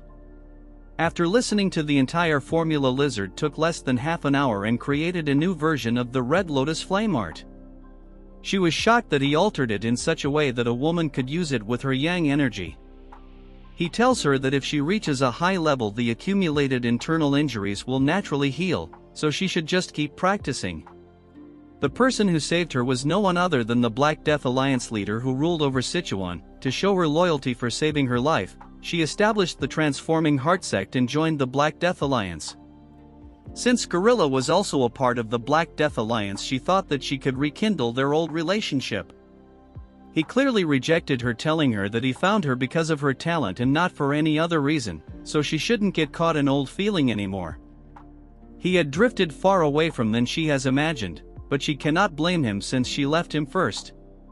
Let's take a second to make sure we are in the right story. What's this third-rate romance story anyway? She didn't lose hope that it'd come again. She suppressed her feeling, hoping that one day he would understand her sincerity. Then one day she heard the news that the Darkness sect was annihilated by Archad. That day she made up her mind that she will kill the young master of the Tang family, Archad. Moving to the present, she just wants to track down Yeon-myeong and kill him right now, but he is someone that has surpassed the peak realm, so even with her Red Lotus flame art it would be hard to kill him. She smirks, holding herself a little longer as she has made a plan at the upcoming Sichuan assembly, which he will never be able to escape. She falls on her bed, making an ugly face, waiting for the destruction of Archad. Her story was sad, but now she can die since she has half the chapter for herself. We move on to another manor where Archad is meditating. While he was doing so, Snaky manifests himself. He thinks that Yeon-myeong is a monster. He has been disrupting his mental training for over an hour, but he didn't even move an inch.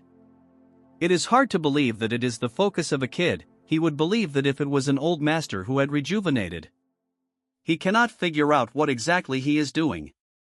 In his mind realm, he is currently facing his master in a one-on-one duel. They both get ready to attack, positioning their sword into a similar stance. They both attack at the same time, using the skill eliminates as a huge explosion occurs because of their class of swords. As the bright light fades away, they are both unmatched until Yeon-myeong gets split in half. Yeon-myeong expected this, that it is impossible to full manifest the eliminate technique with the green heart poison technique. Even though he cut down 70 people with the eliminate technique, it was only a degraded version that couldn't display even half of its powers. If it was in its full powers, it would have split the entire area in half. In his past life he used a mental technique called the destructive force. Only by mastering this he can truly unleash the power of the eliminate technique. Destructive force has a nature that weakens the body, causing ordinary people to die suddenly, but only Yeon-myeong and his master were born with the talent to control power, were capable of using the technique. Now that he has reached the peak realm and his body has become stronger, if he mastered destructive force he could quickly gain the martial prowess of his past life. Yeon-myeong wonders to himself that he has become too attached to the sword, making him question this. Although the technique is degraded, he still managed to manifest the essence of eliminate with his current strength. The reason that it is so weak is because the current mental technique doesn't align with his swordsmanship. He thinks that he can modify the green heart poison technique to align with his swordsmanship. Yeon-myeong suddenly wakes up to see his face marked and our troll is drawing on his face. Yeon-myeong tells her to stop, but she won't. Mirio gets shocked, asking Yeon-myeong if he was sleeping, which Yeon-myeong doesn't agree, asking her if they are ready. Mirio says they have been waiting for him. Hearing this, Yeon-myeong tells them to head out. Yeon-myeong asks Mirio how long she is going to treat Yeon-myeong like her friend. Mirio tells her why would she care when Yeon-myeong himself can't say anything. Then they both start fighting with each other, making Yeon-myeong fall in a tough spot. Yeon-myeong tells her that Yeon-myeong is not wrong. Hearing this, Mirio gets pissed, asking him if he is siding with her. But that doesn't mean she has to tiptoe around those guys from the unorthodox sections. They both agree on this, and Yeon-myeong tells her that there's no need to worry about dignity in front of a pile of corpses. But before all this, she attacked Yeon-myeong. No, now she has to pay her back tenfolds. This is it for this video. If you want another part, comment on this video and new series we have picked up.